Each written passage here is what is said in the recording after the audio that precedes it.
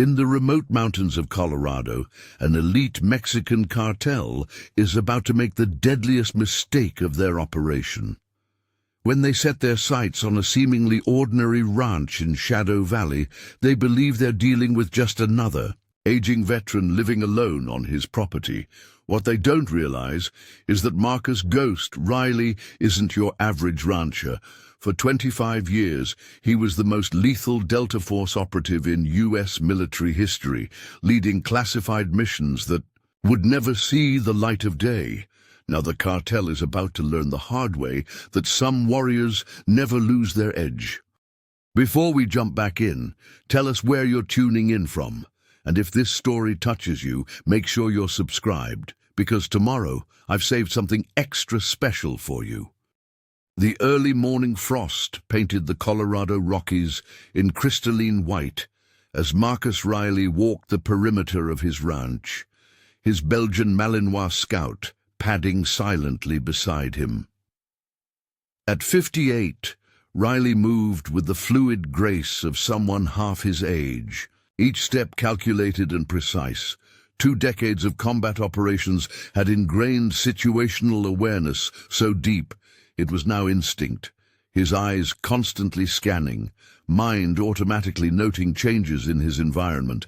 Something felt off this morning. Scout's ears were perked forward, his usual playful demeanor replaced by focused alertness. Riley knelt to examine fresh tire tracks in the mud near his property line. Deep treads, heavy vehicles. Definitely not from local trucks he recognized. His tactical mind began processing possibilities, analyzing threats, forming contingencies. Old habits died hard. The sound of an approaching vehicle drew his attention. Through the morning mist, he recognized Beth Cooper's weathered pickup truck bouncing down the dirt road toward his gate.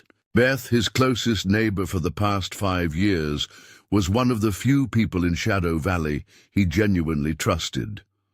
The worried look on her face as she pulled up confirmed his growing suspicions that trouble was brewing. "Marcus, thank God you're out here," Beth called out, her voice tense. "Did you hear about the Wilsons?"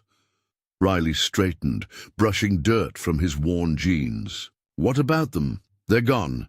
Just packed up and left last night. No warning, nothing, but this morning I saw men at their place. Big black SUVs, guys who looked like they stepped straight out of a cartel recruitment video." Cartel. Riley's voice was calm, but his mind was already racing through scenarios, mapping out defensive positions, identifying choke points. 25 years of combat experience kicked in automatically. Beth nodded, her hands gripping her steering. "Wheel tightly." "That's what they're saying in town. They've been moving up from New Mexico, buying up properties. Those who don't sell, well, they find other ways to convince them." Riley's jaw tightened. "Have they approached you yet?" "No. But Davidson's place went last week. Same story. Mysterious buyers, too much money to refuse. Those who stick around say they're using the ranches for distribution routes." "Makes sense," Riley said, his tactical mind already analyzing the pattern. Isolated properties, legitimate cover for vehicle traffic, existing storage facilities. Beth leaned out her window, lowering her voice. "Marcus, these aren't ordinary criminals. They're organized, well-funded. Sheriff Mitchell is way out of his depth, and nobody else will stand up to them." Riley patted the side of her truck reassuringly. "Don't worry about me, Beth. I've dealt with worse." After Beth drove away, Riley whistled for Scout and headed toward his barn. Inside, beneath the ordinary ranch equipment and tools, lay a hidden facility he'd installed when he first bought the property. Some called it paranoia, Riley called it preparation. He lifted a carefully concealed trapdoor, revealing a cache of equipment he'd hoped never to use again.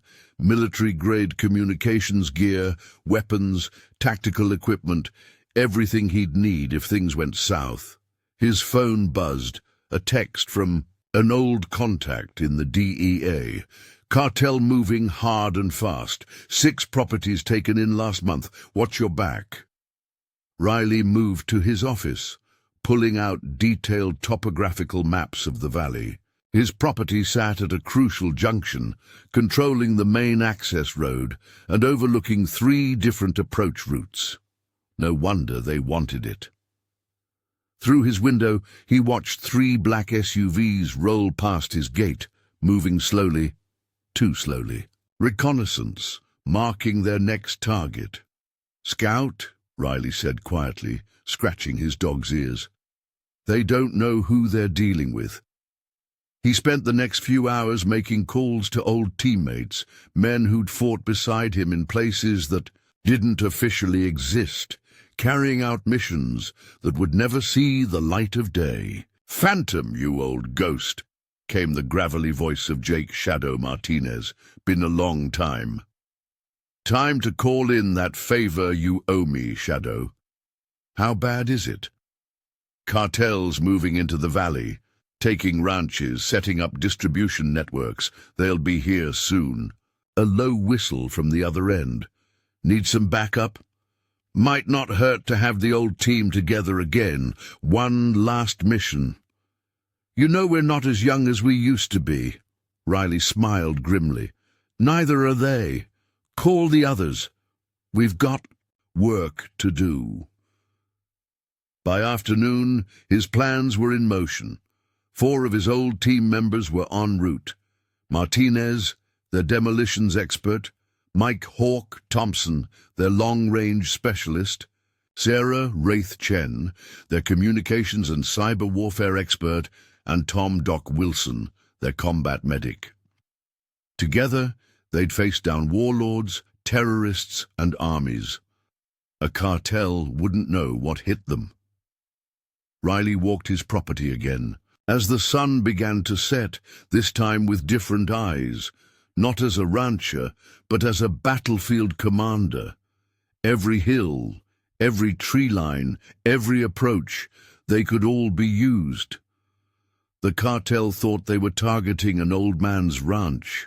Instead, they were walking into a kill zone designed by one of the most experienced special operations commanders in history.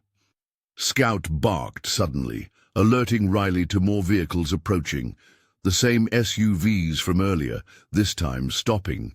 At his gate, Riley straightened his back, adjusted his worn ranch cap, and prepared to play the role of a simple rancher. Let them think he was harmless. Let them underestimate him. It was a mistake they would only make once. 6 men emerged from the SUVs, their expensive suits out of place against the rugged Colorado landscape. Riley counted 2 more, staying with the vehicles, hands concealed beneath jackets. Scout growled softly beside him, but a gentle touch from Riley kept him quiet.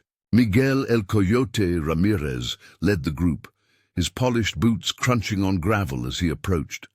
His smile was practiced, professional, but his eyes were cold as winter steel. Riley had seen eyes like that before, in places where violence was a way of life. "Mr. Riley," Ramirez extended his hand. "Beautiful property you have here." Riley took it, noting the man's grip, too firm, trying to establish dominance. An amateur's tactic. "What can I do for you, gentlemen?" Ramirez's polished demeanor couldn't hide what Riley's trained eye detected, the subtle signs of a predator assessing prey. 2 men moved toward his barn, trying to be subtle about it, while another positioned himself by the gate with a radio. Military training, but sloppy. They'd grown too comfortable intimidating civilians. "We represent an investment group," Ramirez said, gesturing to the valley. "We've been acquiring properties in the area, expanding operations, you might say. Your land has certain features that interest us." Riley leaned against his fence post, the picture of relaxation. Inside, he was marking fields of fire, cataloguing weapons, noting their stances. Ex-military, at least 3 of them. The others were muscle, used to intimidating civilians rather than facing real resistance. "Not interested in selling," Riley said simply. Ranch has been in my family too long. Ramirez's smile tightened slightly. Perhaps I wasn't clear. We're prepared to offer significantly above market value, 4 million cash, more than generous for a ranch this size. Riley scratched Scout behind the ears, buying time to observe the two men by his barn. They were checking sightlines, defensive positions, not real estate investors. Advanced team mapping the property for an assault. Money isn't everything, Riley replied. Some things aren't for sale. The friendly facade cracked slightly. Ramirez stepped closer, lowering his voice. Mr. Riley, let me be direct. This valley is changing. Progress, you might say. You can be part of that change and profit from it, or... Riley's voice remained calm, even as he noted the subtle shift in the men's positions. Standard intimidation formation. Or you might find this valley becoming very unwelcoming. Accidents happen, especially to stubborn old men who don't know when to take a good deal. Riley straightened slowly, allowing just a hint of steel to enter his voice. Sounds like a threat, Mr. Ramirez. Ramirez's eyes widened slightly at the use of his name, a name Riley shouldn't have known, a calculated slip to let them know he wasn't as ignorant as he appeared. Simply stating facts. Ramirez recovered quickly. The valley is changing. Fighting it would be unwise. One of the men by the barn called out in Spanish, something about security cameras. Riley had let them spot the obvious ones, hiding his real surveillance system much more carefully. Think about it, Ramirez said, producing a business card with a fake company name, Standard Cartel Front. You have 24 hours. After that, the offer becomes significantly less generous. Riley took the card. I'll sleep on it. See that you do. Ramirez turned to leave, then paused. Beautiful dog. Belgian Malinois, yes? Would be a shame if something happened to him. Preparing and narrating this story took us a lot of time, so if you are enjoying it, subscribe to our channel. It means a lot to us. Now, back to the story. Scout growled, picking up on Riley's tension. Riley kept his hand gentle on the dog's head, but his voice carried the weight of 25 years of combat experience. That would be a very serious mistake. Something in his tone made Ramirez hesitate. A flicker of uncertainty crossed his face for just a moment. The mask slipped, and Riley saw genuine surprise. They had expected an easy mark, a simple rancher they could bully or buy. Instead, they'd caught a glimpse of something, else something that set off warning bells. As the cartel members retreated to their vehicles, trying to maintain their confident swagger, Riley was already planning his next moves. His phone buzzed, a text from Martinez. 3 hours out, team assembled. Inside his house, Riley activated his real security system. Cameras hidden in trees covered every approach. Motion sensors monitored the perimeter. Everything fed into a command center he'd built in his basement, a holdover from years of planning for worst-case scenarios. He pulled up satellite images of the valley, marking known cartel properties. 6 ranches taken in the last month, each one strategic. His land was the missing piece, controlling the main valley access point and providing clear lines of sight for miles. His phone rang. Beth Cooper again, her voice tight with worry. Marcus, they were at your place, weren't they? I saw the SUVs. Just a friendly business proposition, Riley replied, checking his weapons. Nothing to worry about. Don't lie. To me, Davidson tried to stand up to them. Next day, his barn burned down. Day after that, his wife's car crashed on a straight road. No witnesses. Beth, listen carefully. Next few days, stay with your sister in Boulder. Don't tell anyone you're going. Marcus, what are you planning? Better you don't know, just trust me. After hanging up, Riley descended into his cellar. The hidden room was exactly as he'd left it, weapons and equipment maintained and ready. He began checking each piece methodically, muscle memory taking over as he field-stripped and reassembled rifles. Scout whined softly from above. Riley paused, listening. Another vehicle approaching, different engine sound. He checked the cameras. Local sheriff's department. Deputy James Mitchell, young and out of his depth, but honest. Riley met him at the gate. Mitchell looked nervous, shuffling his feet. "Mr. Riley, heard you had visitors today. Word travels fast." "Listen, about the others, Davidson, the Wilsons, we know what happened, but we can't prove anything. These people, they're connected. Evidence disappears, witnesses change their stories." Riley nodded. "And you're here to advise me to take the deal?" Mitchell looked ashamed. "They own half the valley already, fighting them. It's suicide. Appreciate the warning, Deputy, but I can handle myself." As Mitchell drove away, Riley's phone chimed again. A message from Sarah Chen. Intercepted their comms. Full assault planned. They're not waiting 24 hours. Riley smiled grimly. Perfect. Let them come in force. Let them think they had the advantage. 3 decades of combat experience had taught him that overconfident enemies made mistakes, and he'd learned long ago how to turn those mistakes into opportunities. He had 3 hours until his team arrived. 3 hours to turn his ranch into a fortress. The cartel thought they were dealing with a stubborn old man. By morning, they'd realize their mistake, but by then it would be far too late. The sound of engines echoing through the valley caught Riley's attention. Through his security feeds, he watched 4 vehicles approaching from different directions, his team using old tactics to avoid being tracked. Martinez's weathered pickup came first, followed by Thompson in a dusty Jeep. Chen and Wilson arrived minutes later, their vehicles covered in dust from back road driving. Riley met them in the barn, away from prying eyes. 20 years melted away as his old team assembled, their movements still synchronized after all this time. Thompson carried his custom rifle case like it was part of him.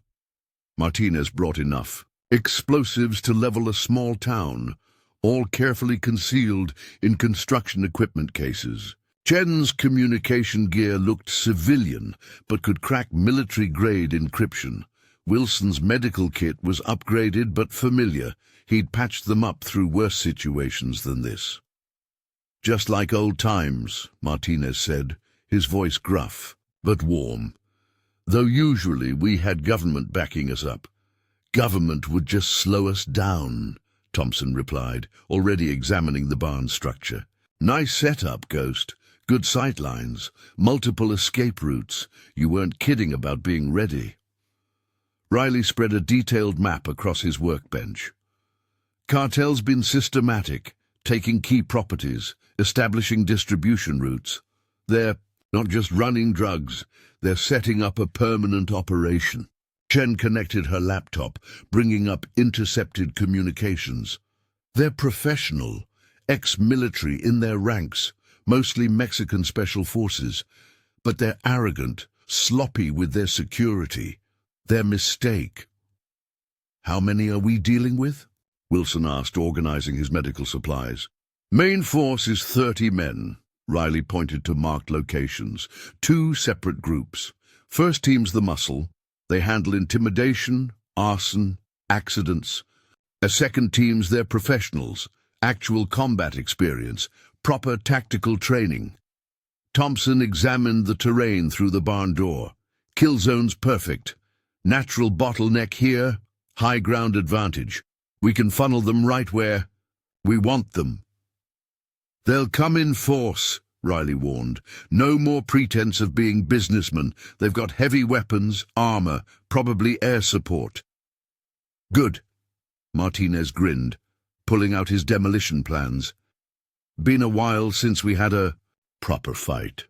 "This isn't just about holding them off," Riley's voice turned serious.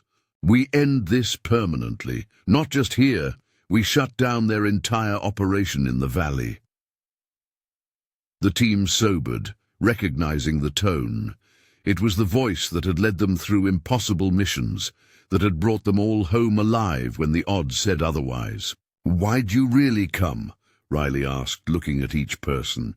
"You could have stayed retired, stayed safe." Wilson spoke first, his medical bag open beside him. "Remember Kandahar, that village we found after the militia went through? And things you can't walk away from. Some fights need fighting." "Cartel took my cousin's ranch in Texas," Martinez added, checking detonator wires. "By the time anyone could do anything, it was too late. Not happening again. Not here." Thompson just shrugged, but his eyes were hard. "You called. That's enough." Chen looked up from her computer. "They're moving faster than we thought. Intercepted orders.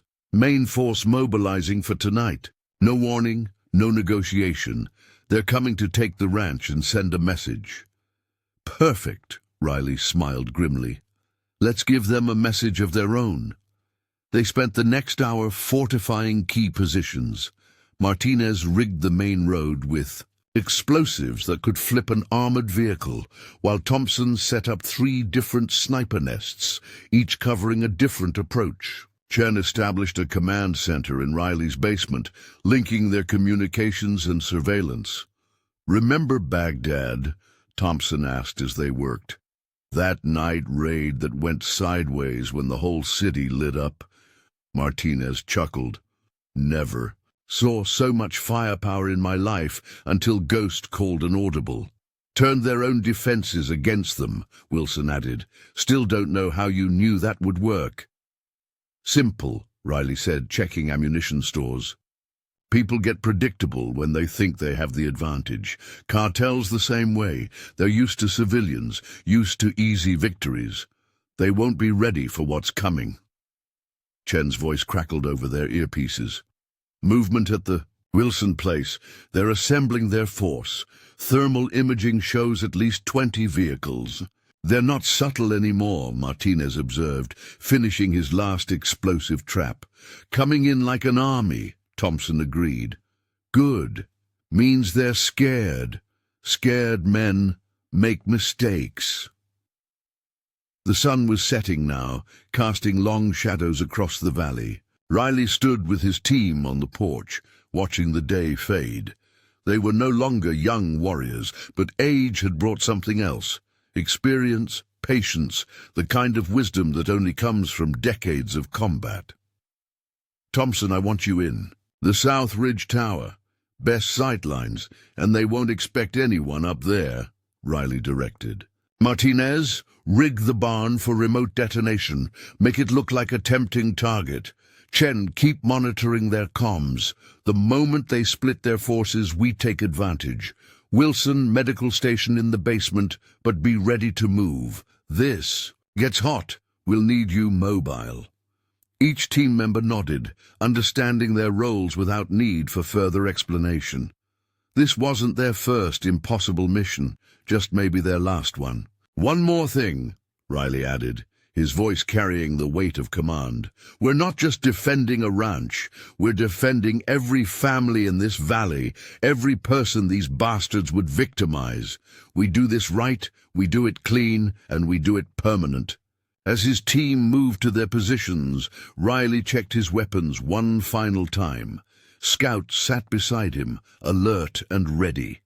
In the distance, he could see dust clouds rising, the Cartel's forces assembling. They thought they were preparing to raid an old man's ranch. Instead, they were walking into a trap laid by some of the most experienced combat veterans alive. The radio crackled. Chen's voice was tight. "First wave moving out. ETA 20 minutes. "Copy that," Riley replied, signaling to his team. "Remember, let them get comfortable. Let them think they have the advantage. Then we show them what real soldiers can do." The Colorado sun disappeared behind the mountains, plunging the valley into darkness. But darkness had always been their ally. In the shadows, Marcus Riley wasn't a rancher anymore. He was Ghost again, the phantom that hunted other phantoms, and he was about to remind the cartel why that name had once struck fear into the hearts of far more dangerous men than them. Moonlight silvered the landscape as Riley watched the cartel convoy approach through his night vision scope. 20 vehicles moving in formation. Someone had trained them well. Too bad they'd forgotten the first rule of combat. Never fight on ground your enemy has prepared. They're splitting up. Chen's voice crackled through the comm. 3 teams. Main force coming up the central road. 2 flanking units trying to circle wide. Got eyes on the lead vehicle, Thompson reported coldly from his sniper's nest. Officer types in the back seat. Want me to take the shot? Negative, Riley replied. Let them get comfortable. Spring the trap on my mark. The convoy's headlights cut through the darkness, illuminating the road to Riley's ranch. They moved, with confidence, no attempt at stealth. Why bother? They thought they were hunting an old man. Contact in 2 minutes, Martinez reported. Charges are set. These boys are in for a surprise. Riley watched through his scope as the first vehicles reached his outer perimeter. The cartel soldiers emerged with military precision, weapons ready, moving in practiced formations. Ramirez stepped out of an armored SUV, directing his men with hand signals. Spread out, Ramirez ordered in Spanish. I want this place surrounded. No one gets out alive. They're deploying heavy weapons, Chen warned. 50 cals on the trucks, RPGs in the second wave. Riley's voice remained calm. Stick to the plan. Let them commit. The cartel forces advanced steadily, moving past the first line of Riley's defenses without noticing them. 50 meters, 40, 30. They were almost in position. Sir, no movement. In the house, one of Ramirez's men called out. Thermals showing nothing. Ramirez grabbed his radio. Check the barn. He has to be here somewhere. 3 cartel soldiers approached the barn, weapons ready. Riley watched them through his scope, counting down in his head. This was the moment that would set the tone. Now, Riley commanded. Martinez detonated his first series of charges. The ground erupted beneath the lead vehicles, sending them airborne in a shower of dirt and metal. Before the dust settled, Thompson opened fire from his hidden position. 2 cartel soldiers dropped before they realized they were under attack. What the hell? Ramirez shouted, diving for cover. Where's the fire coming from? The night exploded into chaos. Riley's team had prepared kill zones throughout the property, and now they put them to use. Every time the cartel forces tried to rally, they found themselves caught in interlocking fields of fire. 3 trying to flank east, Thompson reported calmly, his rifle cracking in the darkness. Got them! Martinez responded with a series of explosions that drove the flanking team right into Wilson's line of fire. Riley moved like a ghost through the darkness, years of combat experience guiding every step. He caught 2 cartel soldiers by surprise, disarming one and using him as a shield against the other's fire. Both went down without a sound. Who are these guys? A cartel soldier screamed over their radio. This isn't right. They're too organized. They're professionals! Ramirez's voice cut through the chaos. Fall back to the vehicles! Reform defensive positions! Too late, Riley whispered, triggering another set of charges. The explosions cut off their retreat, trapping the cartel. Forces in the kill zone. Thompson's rifle spoke again. Technical at your 3 o'clock, Ghost. Gunner down, but driver's still up. Riley rolled behind a tractor as 50 caliber rounds tore through the air where he'd been standing. The Technical's driver was good, keeping the vehicle moving to avoid return fire, but he'd forgotten to watch his flanks. Martinez, Riley called. Time to use that toy you brought. A rocket streaked through the darkness, striking the Technicals. Engine block. The vehicle flipped, cartwheeling off the road in a ball of flame. Damn, I missed that, Martinez laughed. Just like Damascus. Stay focused, Riley ordered. They're regrouping. Ramirez had managed to rally his remaining men behind the wreckage of their vehicles. They had training. Riley gave them that. Even caught by surprise, they were adapting quickly. Chen, what's their strength? Riley asked, moving to a new position. 18 still combat effective. They're calling for reinforcements. Second wave is 30 minutes out. They won't last that long, Thompson stated flatly, his rifle ending another cartel soldier's attempt to flank their position. Riley watched Ramirez directing his men, noting their movements. They were trying to establish a base of fire, create space for their reinforcements to arrive. Standard military doctrine. Time to show them why standard responses get you killed. Martinez, hit their rally point. Thompson, watch for runners. Wilson, be ready. Some of them are about to need medical attention. Multiple explosions ripped through the cartel's position. Riley moved through the chaos like a wraith, his suppressed rifle ending threats before they could materialize. 2 decades of fighting had taught him the value of economy of motion. No wasted movements, no hesitation. Contact front, a cartel soldier screamed. He's inside our perimeter. Riley's reply was swift and silent. 3 more went down before they could turn to face him. Ramirez was shouting orders, trying to organize a defense against an enemy that seemed to be everywhere at once. Who are you? Ramirez screamed into the darkness. What kind of rancher fights like this? The kind you shouldn't have threatened, Riley replied, his voice seeming to come from everywhere and nowhere. The cartel's first assault was falling apart. What had started as a confident attack had turned into a desperate struggle for survival. Of the original 20 vehicles, 8 were burning. Of the 40 men Ramirez had brought, less than half were still fighting. Pull back, Ramirez ordered. Full retreat. Get back to the rally point. I don't think so, Riley said calmly. Thompson. The sniper rifle cracked 3 times. The remaining vehicle's tires exploded, stranding them in the kill zone. El Fantasma is going to kill us all, Ramirez muttered, realizing the trap they were in. El Fantasma should have done his homework, Riley replied, stepping out of the shadows behind Ramirez. Should have asked why no one had ever successfully attacked this ranch. Ramirez spun, raising his weapon, but he was too slow. Riley's strike was precise, efficient. The cartel leader dropped unconscious as his remaining men surrendered. Area. Secure, Thompson reported. No runners. Wilson, we've got wounded. Nash, stabilize them, Riley directed. Chen, what's the status on their reinforcements? Still inbound, 20 minutes out. Bigger force this time. Looks like they're bringing everything they have. Riley nodded, zip-tying Ramirez's unconscious form. Good.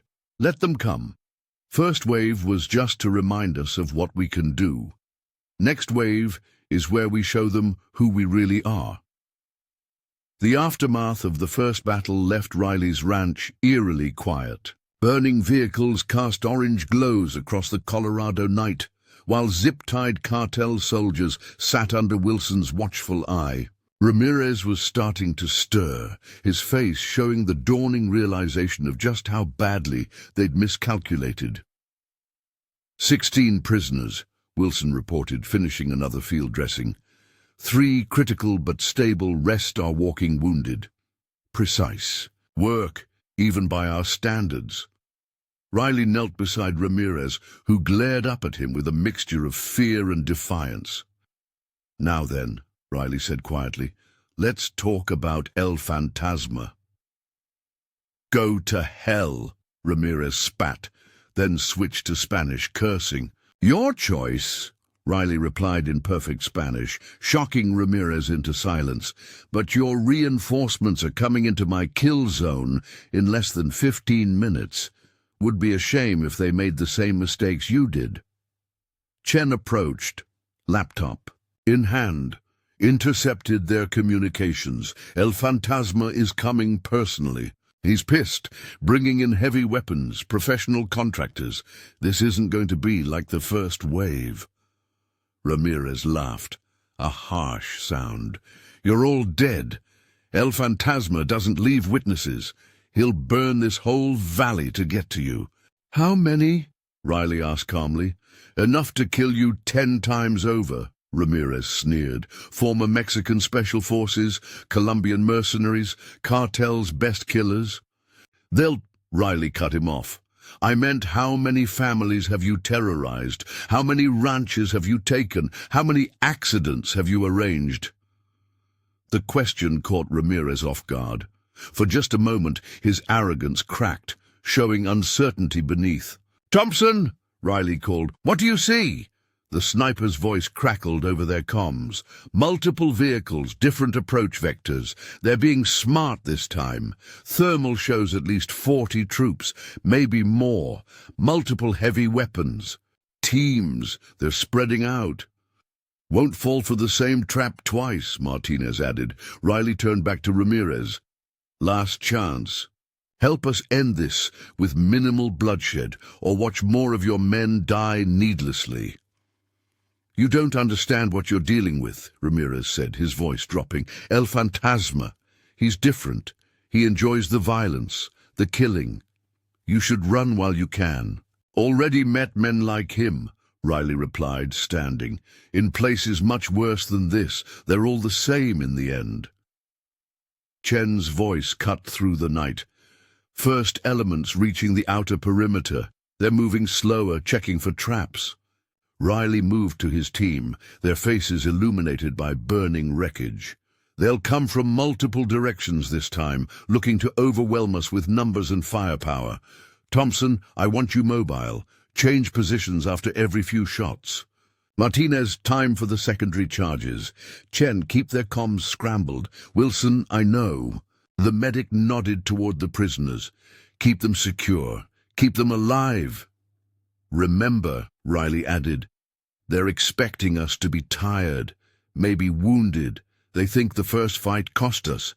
Let them think that. Let them get overconfident. A new voice cut through their radio frequencies, deep, commanding, speaking Spanish with a Sinaloa accent. El Fantasma himself, directing his forces. Found their command channel, Chen reported. Want me to jam it? No, Riley smiled grimly. Let them talk. Fear works better when they can share it. The team split up, moving to predetermined positions. Years of working together meant they barely needed words. Each knew their role, trusted the others to play theirs. Through his night vision, Riley watched the cartel's second wave advancing. Their movement was more professional now, leapfrogging between cover, maintaining proper intervals. El Fantasma had indeed brought his best. Contact in 2 minutes, Thompson reported. Got eyes on their command element. El Fantasma's in the black Suburban, 3 vehicles back, heavily guarded. Martinez, Riley directed. Give them something to think about. A series of explosions ripped through the night. Not aimed at the cartel forces, but illuminating the battlefield. In the sudden light, they could see what they were walking into, defensive positions covering every approach, kill zones arranged with mathematical precision. Mother of God, one of the cartel soldiers whispered over their open channel. The whole property's fortified. Keep advancing, El Fantasma's voice commanded. They're just trying to scare us. Press the attack. Riley's voice cut into their frequency, speaking calm Spanish. 43 minutes ago, I had twice your number, in body bags or zip ties. That was when I was being gentle. Last warning, withdrawal or meet the same fate. The cartel forces hesitated, their advance faltering. El Fantasma's response was immediate and brutal. He shot one of his own men who had stopped moving. The say, "Next one who shows cowardice dies by my hand," he roared. "Forward, kill them all!" Well, Riley sighed, switching back to his team's channel. Can't say we didn't try. Martinez, got something special for them? The demo expert replied, Remember that trick we used in Fallujah? Do it. The night erupted in carefully orchestrated chaos. Explosions chain-reacted across the battlefield, but these weren't meant to kill. They were precise, tactical, cutting off escape routes, separating units from each other, creating confusion and panic. They're spread too thin, Thompson reported, his rifle cracking methodically, taking targets of opportunity. Riley moved through the darkness like a ghost, his movements calculated and precise. 2 cartel soldiers never saw him coming.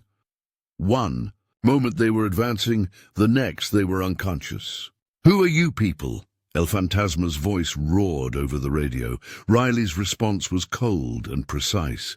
You wanted this ranch so badly. Welcome to it. Let me show you why they used to call me Ghost.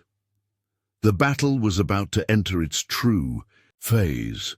The cartel had brought their best, their most hardened killers, but they were about to learn the difference between killers and soldiers, between thugs with guns and men who had spent decades perfecting the art of warfare. In the distance, El Fantasma was shouting orders, trying to regain control of a battlefield that was rapidly dissolving into chaos. But Riley had fought in places where chaos was a weapon, where darkness was an ally, and where fear could be turned against those who wielded it. Remember, Riley told his team, let them come to us. Let them think they're winning, then show them why you don't threaten a Delta operator's home.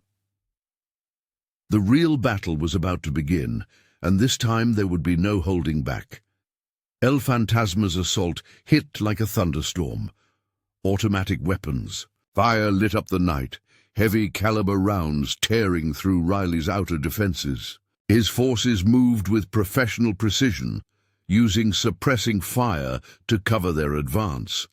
This wasn't the sloppy attack of the first wave. This was a coordinated military operation. Multiple teams, 9 o'clock, Thompson reported, his rifle, responding with measured shots. They're using proper fire and maneuver. These aren't cartel thugs. Riley watched through his thermal scope as El Fantasma's men established support positions. Former Mexican Special Forces, he confirmed. See how they move? They've done this before. A rocket streaked through the darkness, exploding against Riley's barn. The structure held, reinforced exactly for this scenario, but the message was clear. The cartel wasn't playing anymore. They're probing our defenses, Martinez called out, looking for weak points. Want me to discourage them? Not yet, Riley replied. Let them commit more forces. El Fantasma's voice boomed across the battlefield. You cannot hide forever. We will burn everything you have. Riley's response was a precisely placed shot that shattered the cartel boss's spotlight. Darkness reclaimed the battlefield, darkness that Riley's team had prepared for, had trained in for decades. 3-man team trying to flank east, Thompson reported. I see them.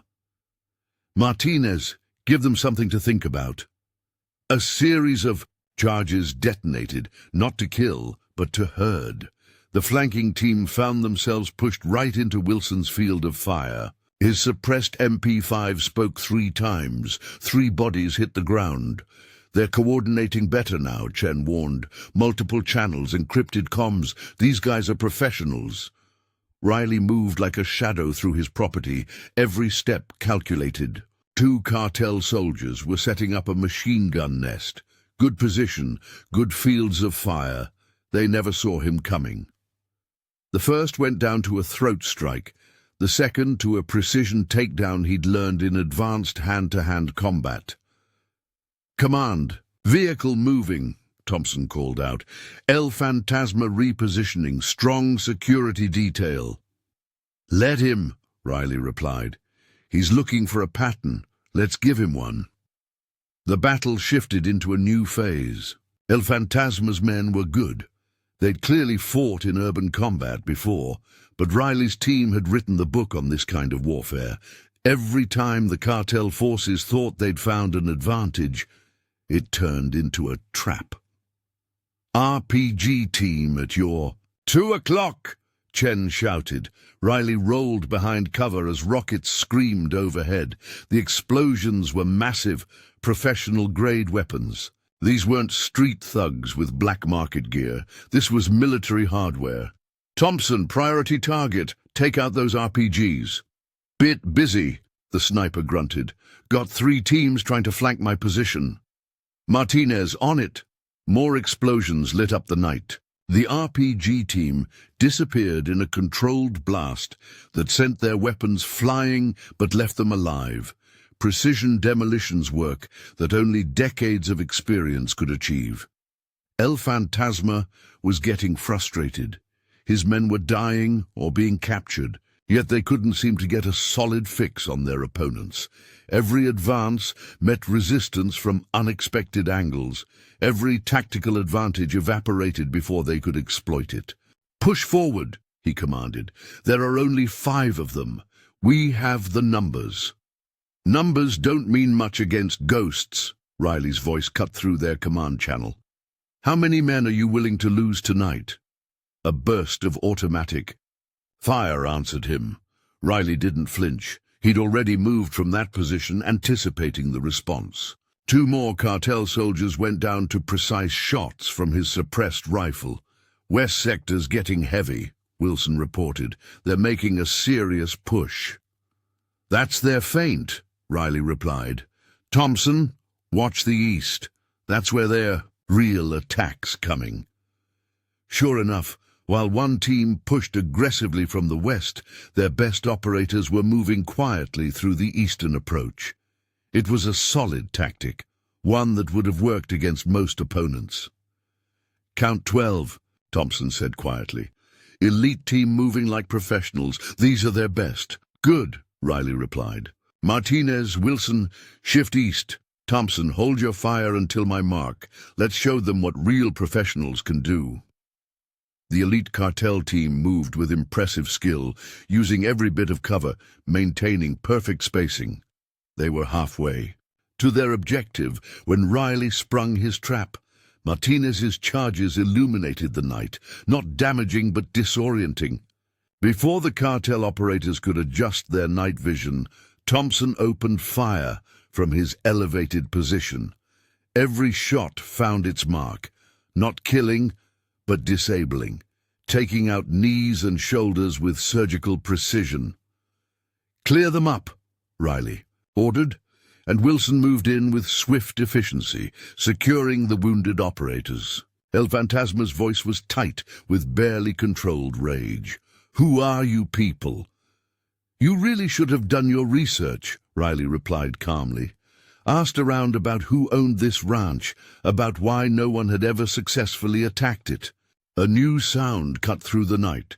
Helicopter rotors, growing louder as they approached the battlefield. Riley's team had been expecting this escalation, prepared for it like everything else. "Boss, they're bringing in air support," Chen warned, monitoring the frequencies. "Right on schedule," Riley smiled. "Martinez, you still got that something special for choppers?" "Oh, yeah," Martinez replied with professional satisfaction. "Just say when."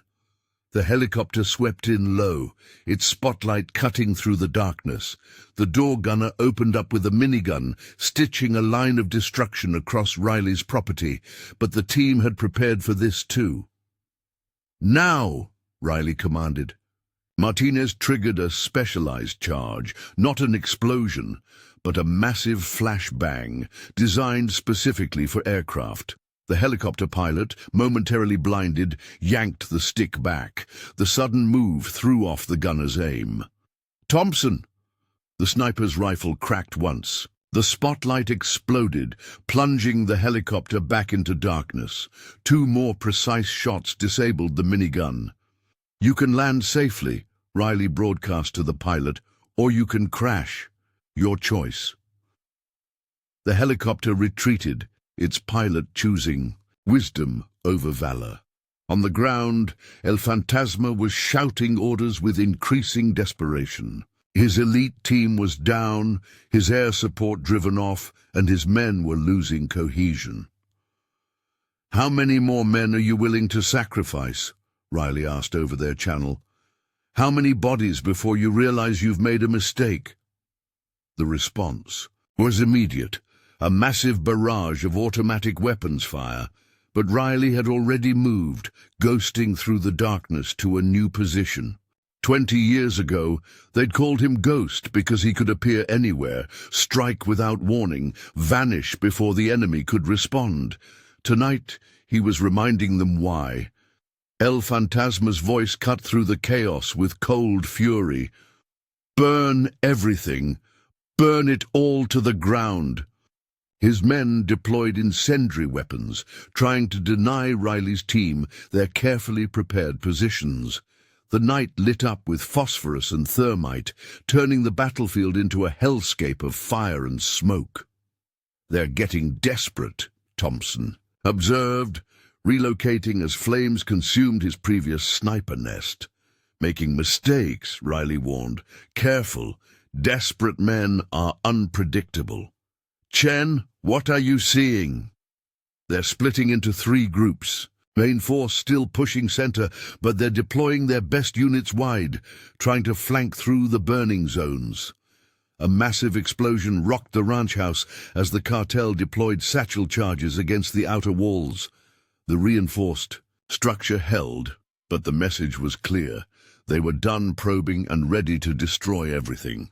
"Sir," Wilson called out, "we've got wounded to evacuate. These fires are getting too close to the holding area." Riley processed the tactical situation in seconds. "Thompson, cover the east approach. Martinez, buy us some time. Everyone else, fall back to position 3. We're not losing anyone tonight." "Got something special saved for this," Martinez's voice was grim. "Might want to cover your eyes." Multiple explosions chained across the property, but these were different, magnesium bright, creating walls of light that temporarily blinded anyone looking in their direction.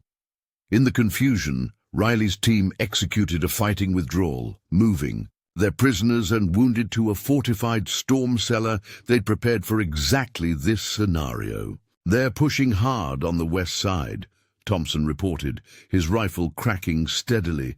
"These guys are different. Cartel's elite death squad. I recognize their tactics from the briefings." "Los Fantasmas," Riley confirmed. "El Fantasmas, personal kill team, ex-Mexican special forces who went rogue. They're good." "Not good enough," Thompson replied, punctuating his words with precise shots. The death squad moved with fluid grace, using the fires as cover. They were well equipped. Thermal imaging, advanced body armor, military-grade weapons. These weren't cartel thugs. These were professional killers. "Contact!" Chen shouted. 3 death squad members had breached the inner perimeter, moving with lethal precision toward the command center. Riley moved to intercept, but they had him pinned with well-coordinated fire. "Little help here," Riley called out, surprisingly calm despite the bullets cutting through the air around him. "Working on it," Martinez replied. The ground erupted beneath the death squad, not with explosives, but with compressed air and dirt, a non-lethal but disorienting blast that broke their formation. Riley capitalized instantly, closing the distance. The fight was brief but brutal. The death squad members were excellent shots, but Riley had spent decades mastering close-quarter combat. The first went down to a throat-strike knife disarm combination. The second managed to land a solid hit before Riley's elbow strike found the sweet spot behind his ear. The third proved tougher, clearly their hand-to-hand specialist.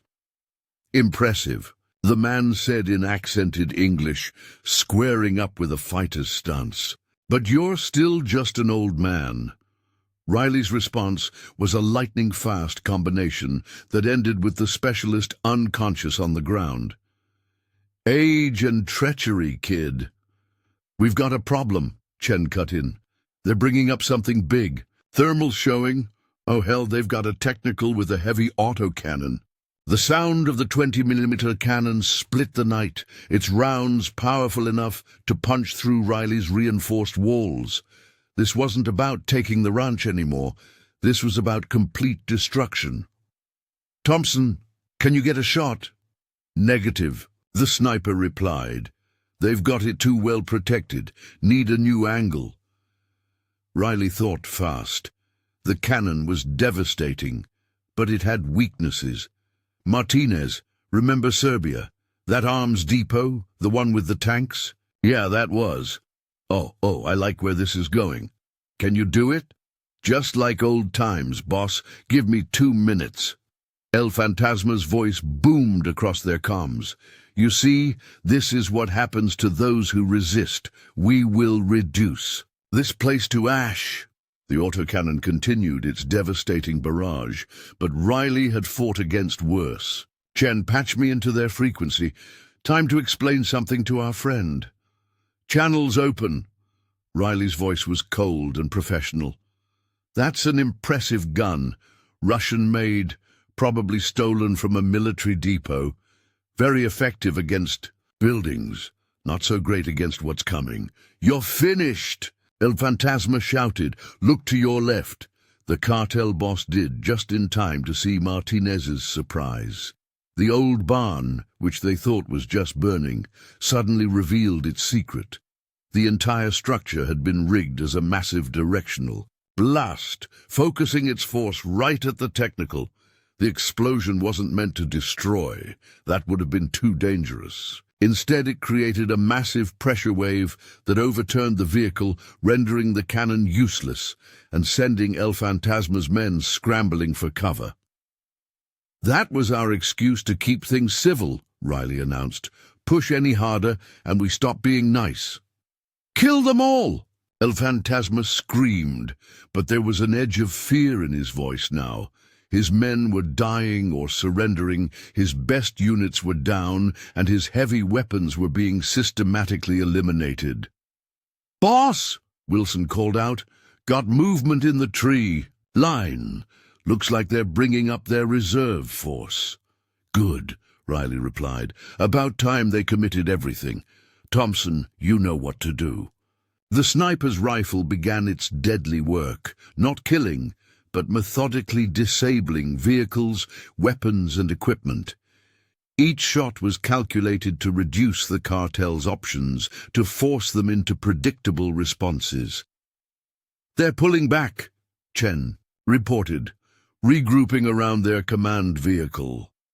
Riley checked his ammunition, noting the fires still burning across his property. The ranch was damaged but not destroyed, his team was tired but not beaten, and El Fantasma had just made his biggest mistake, consolidating his forces into one location. "All units," Riley commanded, "prepare for final phase. Remember, we're not just defending anymore. Time to show them why you don't bring a cartel to a Delta Force fight."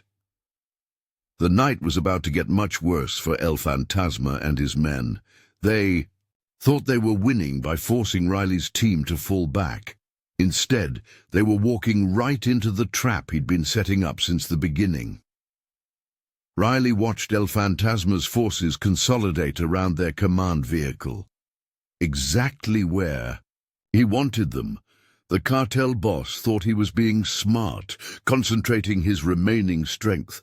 Instead, he just put all his assets in one kill zone. "All units, execute Phoenix Protocol," Riley commanded. His team's acknowledgements came in quick succession. They drilled this scenario countless times in their active duty days. "Stand. A buy for some fireworks," Martinez announced. "Those charges we didn't use earlier, they're about to earn their keep." Thompson's voice was cold and professional. "Target area mapped. I've got clean shots on their command and control elements." "Remember," Riley reminded them, "we want survivors. They need to carry our message back. The counterattack began with surgical precision. Martinez's charges detonated in sequence, not to kill, but to isolate.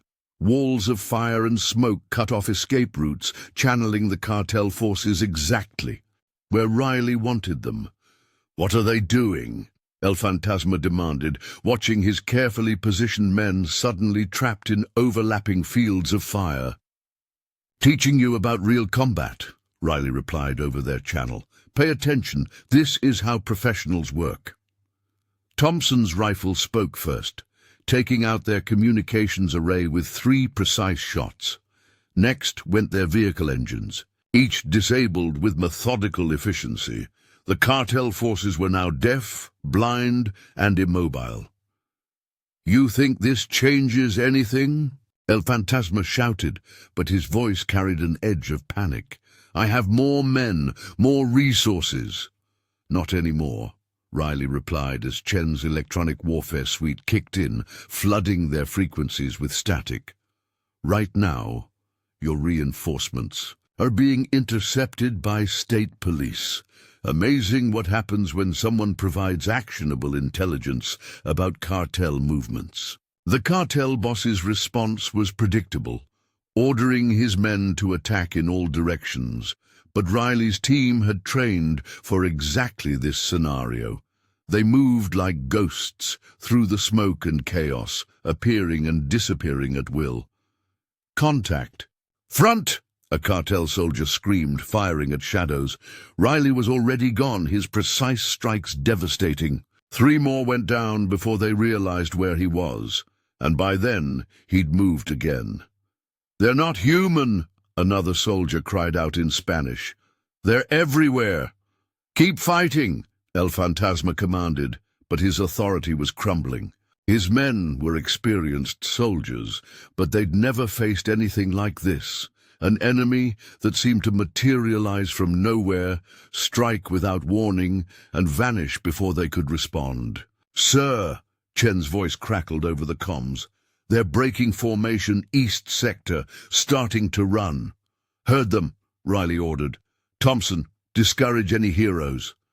The sniper rifle cracked methodically, rounds impacting at the feet of anyone trying to flee. The message was clear: "Stay put or get worse. You're trapped in here with us," Riley broadcast to the cartel forces. "But we're not trapped in here with you. We are the trap." Martinez's next series of charges demonstrated this perfectly. Careful detonations split the cartel's remaining forces into isolated pockets, each one cut off from support and exposed to precise fire from multiple angles. "Western Group is surrendering," Chen reported. "Eastern Group is... Wait, movement by the command vehicle. El Fantasma is making a break for it." "Let him run," Riley replied, "right to where we want him." The cartel boss had grabbed 2 of his best remaining men, using the chaos to slip away from the main fight. He moved well. Clearly he hadn't always been just a commander, but Riley had planned for this too. El Fantasma's escape route led him straight into a prepared position. One moment he was running, the next he was face to face with Riley himself. "Impressive operation you had here," Riley said conversationally, his rifle trained center mass. "Good men, good equipment, solid tactics, but you made one critical mistake." "And what's that?" El Fantasma snarled, his hand inching toward a concealed weapon. "You thought fear only worked one way." Riley's voice carried decades of combat experience. "You're used to being the one people fear. Tonight, you learn what real fear feels like." The cartel boss moved fast, drawing his pistol in a practiced motion, but Riley was faster. One precise shot knocked the weapon away. Another dropped El Fantasma's remaining guards. "You know what the difference is between your men and mine?" Riley asked, advancing as El Fantasma scrambled backward. "Training, experience, but most importantly, purpose. You fight for money. We fought for something more." Around them, the battle was ending.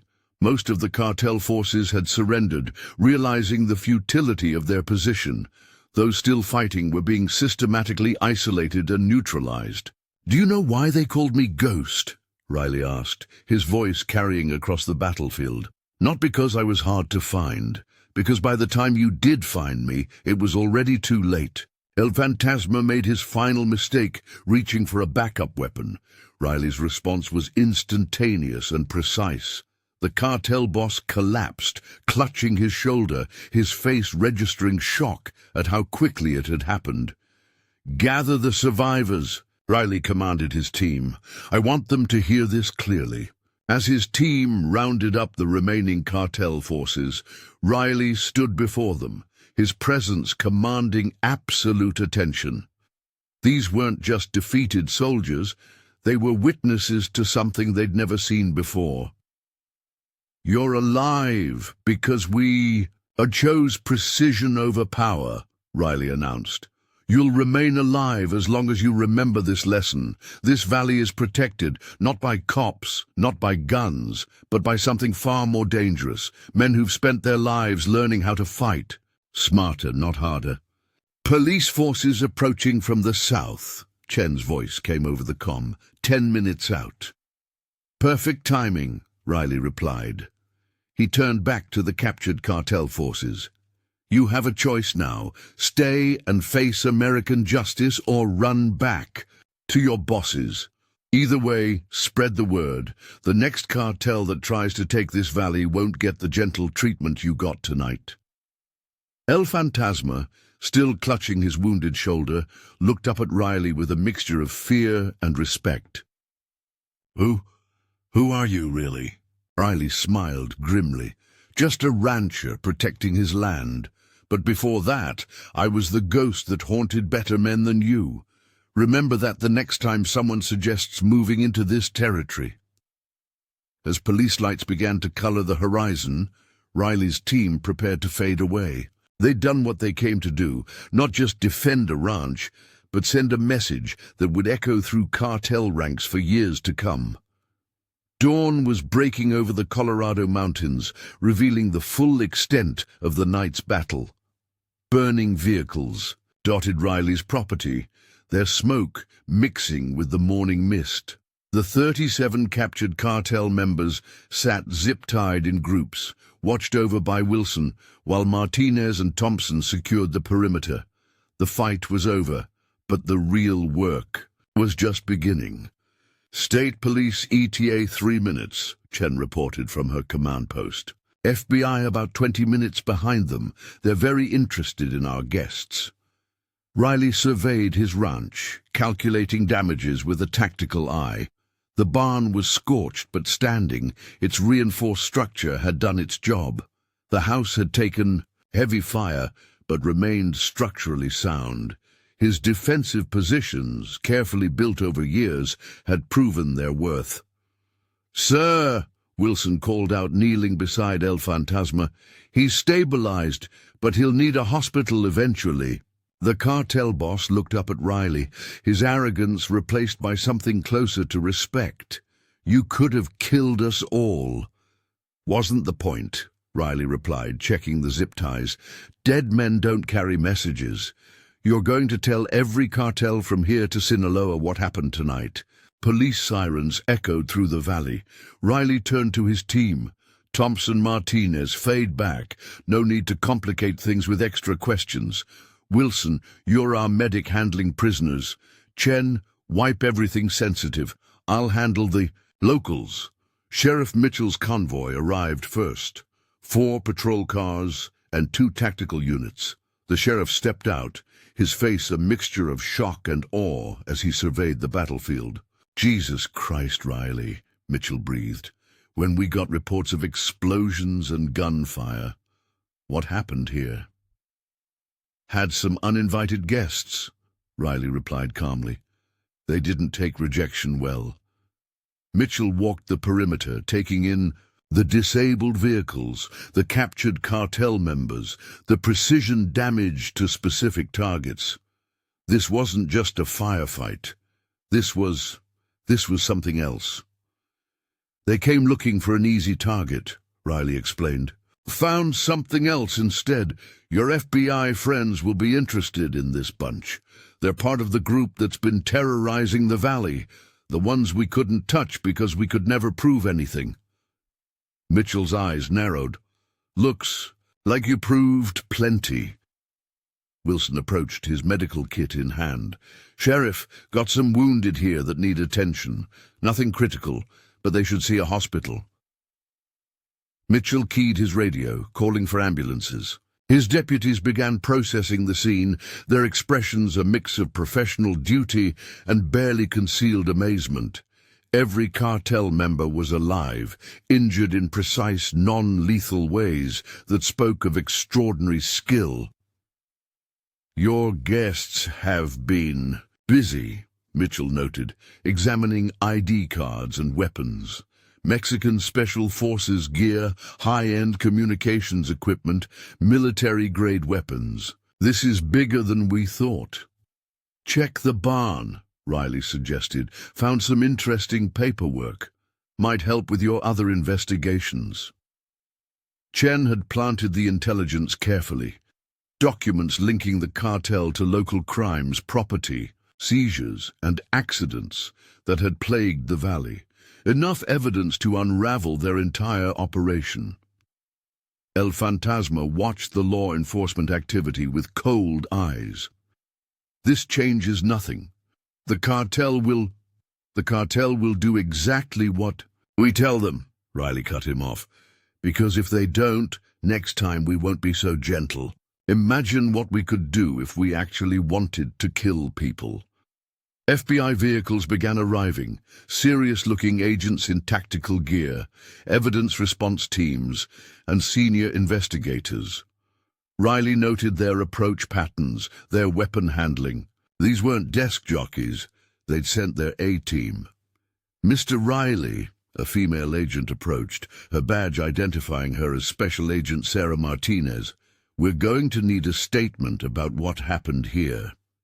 Of course, Riley replied. Though it's pretty simple. They came to take my ranch. I defended my property. Martinez's eyes swept the battlefield with military precision. Multiple disabled vehicles, wounded suspects showing consistent non-lethal injury patterns, and enough evidence to take down their entire regional operation.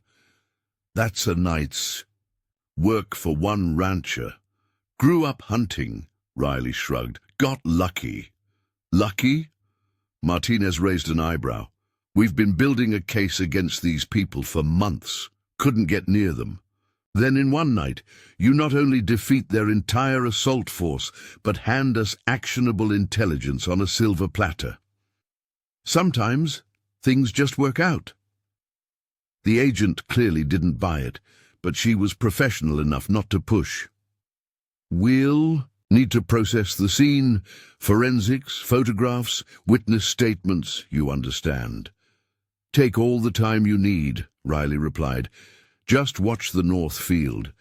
Got some unstable ground there after all the excitement. Martinez nodded, recognizing the warning for what it was. Some evidence wouldn't be making it into official reports. Some questions were better left unasked. As law enforcement processed the scene, Riley's hidden team watched from concealed positions. They'd fought in places that didn't exist, conducted operations that would never see paperwork. This was no different. Quite a mess you've made, Sheriff Mitchell said, rejoining Riley. But I've got to ask, you sure this is the end of it? Riley watched El Fantasma being loaded into an ambulance, surrounded by FBI agents. They're businessmen, Sheriff. Tonight showed them that pushing into this valley is bad business, very bad business. And if they're slow learners, then they'll find out why some old soldiers never really retire. Wilson approached with a medical kit, maintaining his cover as a local paramedic. Property's clear, boss. No unexpected surprises for the evidence teams. Riley nodded, watching the sun climb higher over his damaged but undefeated ranch. The cartel had brought their best, former special forces, professional killers, military hardware, They'd had every advantage in numbers and firepower, but they'd learned the hard way that some battles aren't won by strength alone. "You know," Mitchell mused, watching his deputies photograph disabled vehicles, "folks in town always wondered about you. Quiet rancher who kept to himself, but something about you seemed different." "Just a man protecting his home," Riley replied, but they both knew it was more than that. This night had sent a message that would echo through criminal organizations across the continent. Some lines you don't cross, some people you don't threaten. The valley would be safer now. The cartel had learned their lesson the hard way, and Riley's team had reminded themselves that their skills hadn't faded with time. They'd shown that sometimes the most dangerous predators are the ones that don't look threatening at all. By late afternoon, the law enforcement presence had dwindled. To a handful of FBI evidence teams, Riley's ranch bore the scars of battle. Scorched earth, bullet holes, and debris scattered across his land. But to his experienced eye, the damage told a different story. One of precision over power, of skill over brutality. Main evidence. "Sweep is done," Thompson reported via secure channel from his observation post. "They didn't find anything we didn't want them to find." Riley stood on his porch, sipping coffee while watching the last FBI vehicle disappear down his drive. "Chen, what's the chatter like?" "Cartel frequencies are dead quiet," Chen replied from her hidden command post. "But intercepted police. Bands are lighting up. Seems our friends from last night weren't the only ones getting rounded up. State police are hitting cartel properties all across the valley." Martinez emerged from the tree line, looking satisfied. "Cleaned up the last of the special surprises. Ground's clear for normal ranching again, though you might want to wait on planting anything in the south field. Got a few spots that need to settle." Wilson joined them, his medical kit packed away. "Final casualty report, 37 cartel members captured, all with non-lethal injuries. Precise work, even by our standards." "They came expecting to fight ranchers," Riley observed. "Found out what it means to face professionals instead." Beth Cooper's truck appeared on the road, approaching cautiously. Riley nodded to his team. Time to maintain appearances. They faded back into their positions as Beth pulled up. "Marcus!" she called out, jumping from her truck. "The whole town's talking about what happened. They're saying you fought off the entire cartel by yourself." Riley smiled slightly. "Stories get exaggerated. Just defended my property, that's all." "Don't give me that." Beth's eyes were sharp. "I heard the explosions, saw the gunfire. My brother's on the state police tactical team. He said this was military-grade resistance, professional work." "Sometimes ranchers know more than people expect," Riley replied carefully. "Coffee inside?" The farmhouse kitchen remained intact despite the battle outside. Beth took in the bullet holes in the walls, the precise pattern of damage. The cartel's pulling out, you know, not just here. They're abandoning properties all across the valley, running scared. Good business decision on their part. "This wasn't just about your ranch, was it?" Beth asked. "This was about the whole valley." Riley considered his response. "Let's just say some people needed to learn that not all territories are worth taking." Thompson's voice crackled in Riley's concealed earpiece. "Vehicle approaching. Black SUV. Government plates. Looks like our friends from Langley want a word." "Beth," Riley said gently, "might want to head home. Got some more official visitors coming and fewer witnesses make for easier conversations." After Beth left, a CIA operative named Phillips arrived. He was smooth, professional, and very interested in last night's events. "Quite an operation," Phillips observed, declining coffee. "Reminds me of something I read about once. Classified file from Kandahar. Team of operators who specialized in making problems disappear without leaving evidence." Sounds like an interesting read, Riley replied neutrally. Thing is, Phillips continued, the team officially doesn't exist, just like what happened here last night officially won't exist, at least not the way local law enforcement thinks it did. Appreciate the professional courtesy, Phillips nodded. Oh, and pass along a message. Your old friend Colonel Hayes says the perimeter you set up reminds him of Serbia. Riley's expression didn't change, but inwardly he smiled. Some old debts were being paid, some old favors called in. The valley would be safer for it. After Phillips left, Riley's team regrouped in the barn. The time had come for decisions about the future. Place will need rebuilding, Martinez noted, examining blast damage. Could help with that. Got some ideas for improvements. Cartels running, Chen added, but they might not run forever. Might be worth maintaining a presence here. Thompson cleaned his rifle methodically. Been thinking about retiring anyway. Colorado's got good shooting ranges. Could use a clinic in the area, Wilson mused. Local doctors getting old. Riley looked at his team. Men and women who'd fought beside him across the world, who'd come running at his call without hesitation. You don't have to do this. Way I see it, Thompson replied, we spent our lives fighting in other people's countries. Maybe it's time we defended something closer to home. The decision was made without further discussion. The valley had gained more than just its freedom from the cartel. It had gained guardians with very particular skills. What about El Fantasma? Martinez asked. He'll talk eventually. Let him, Riley shrugged. By the time he does, everything he knows will be outdated. Besides, who'd believe him? A cartel boss claiming he was defeated by a team of retired Delta operators. Speaking of which, Chen checked her phone. Got word from our friends in federal custody. Our message is spreading.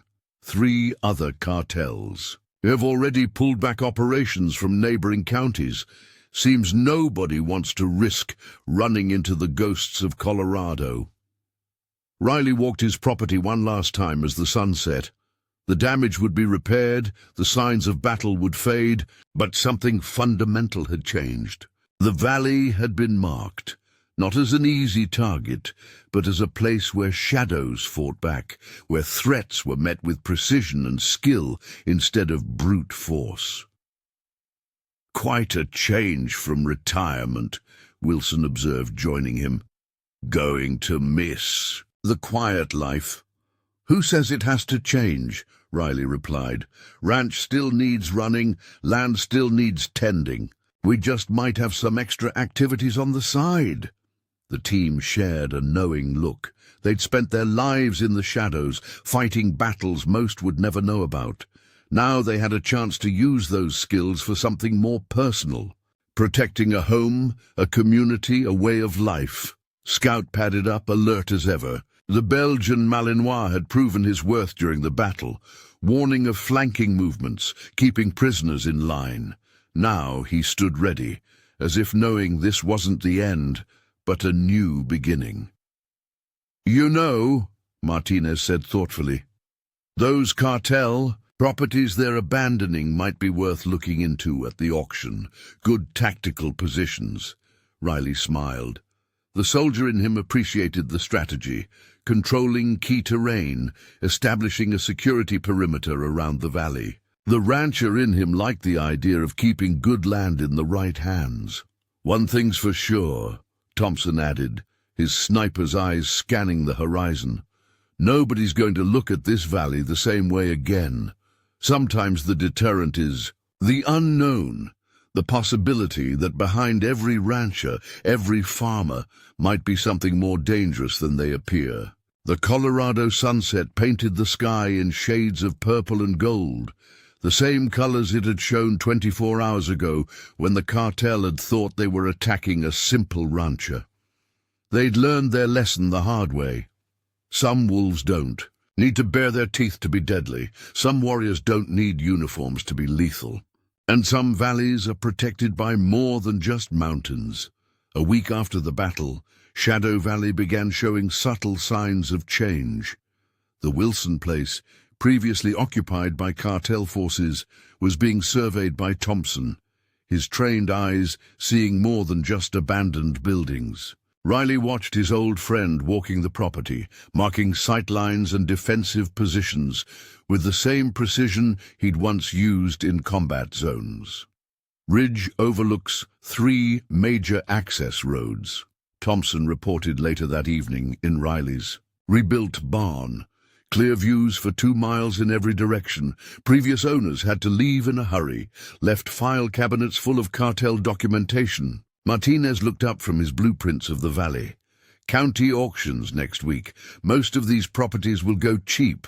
Cartel shell companies are desperate to unload them. Amazing what happens when criminals lose their nerve, Riley observed, studying the valley map they'd spread across his workbench. Red marks indicated former cartel properties, each one strategically valuable. Beth Cooper's truck appeared on the security cameras, approaching Riley's ranch. They'd known this conversation was coming. She was too smart to keep buying the Lucky Rancher story forever. "Maintain cover," Riley ordered. His team dispersed smoothly, becoming simple farmhands and visiting friends as Beth pulled up. "Still, fixing bullet holes?" she called out, climbing down from her truck. Her eyes took in the repairs, noting the professional quality of the work. "Most of them," Riley replied. "Coffee's fresh if you want some." Inside, Beth studied Riley's face carefully. "Town meeting yesterday was interesting. Lots of properties coming up for auction. Some people are nervous about who might buy them." "Heard your brother's department cleared them all," Riley said, pouring coffee. "No more cartel presence." "That's not what worries them." Beth leaned forward. "Marcus, I need to know what really happened here that night. And don't tell me it was just lucky shooting." Riley considered his response. Beth had proven trustworthy, and in a small community some truths couldn't stay hidden forever. "What do you think happened?" "I think," she said slowly, "that the cartel didn't just run into a rancher. I think they ran into someone who knew exactly how to fight them, someone with training, experience." Through his window, Riley watched Thompson and Martinez discussing property lines, their movements still carrying the unconscious precision of trained operators. "Sometimes people aren't what they seem. Sometimes that's a good thing. The others," Beth nodded toward the men outside, "they're not just friends helping with repairs, are they?" "Does it matter?" Beth's expression softened. "The valley is changing, Marcus. People feel safer, like something's watching over them, protecting them. Good land's worth protecting." A helicopter passed overhead, National Guard running surveillance on cartel movement near the Canadian border. But Riley knew they were really checking on something else. After the battle, certain agencies had taken a renewed interest in the valley's security. "Martinez stopped by the diner yesterday," Beth mentioned casually. "That FBI agent, she was asking questions about you, about your background." "Agent Martinez is good at her job," Riley acknowledged. "She knows some stories are better left uninvestigated." Wilson's truck pulled up, loaded with medical supplies. His cover as the valley's new doctor was already established. The old clinic needed someone younger, and his combat medical experience translated well to rural healthcare. "More new people moving in," Beth noted. "That retired Army sniper bought the Wilson place. Combat medic taking over Doc Peterson's clinic. Even heard rumors about a security consultant looking at the old radio station." Riley kept his expression neutral, but inwardly he smiled. His team was integrating perfectly, establishing their roles while maintaining tactical positions throughout the valley. "Change isn't always bad," he said finally. "Sometimes it's exactly what a place needs. A truck appeared on the road, Chen returning from installing communications equipment across the valley. In reality, she was creating a surveillance network that would make future threats think twice about moving in. You're building something here, Beth realized.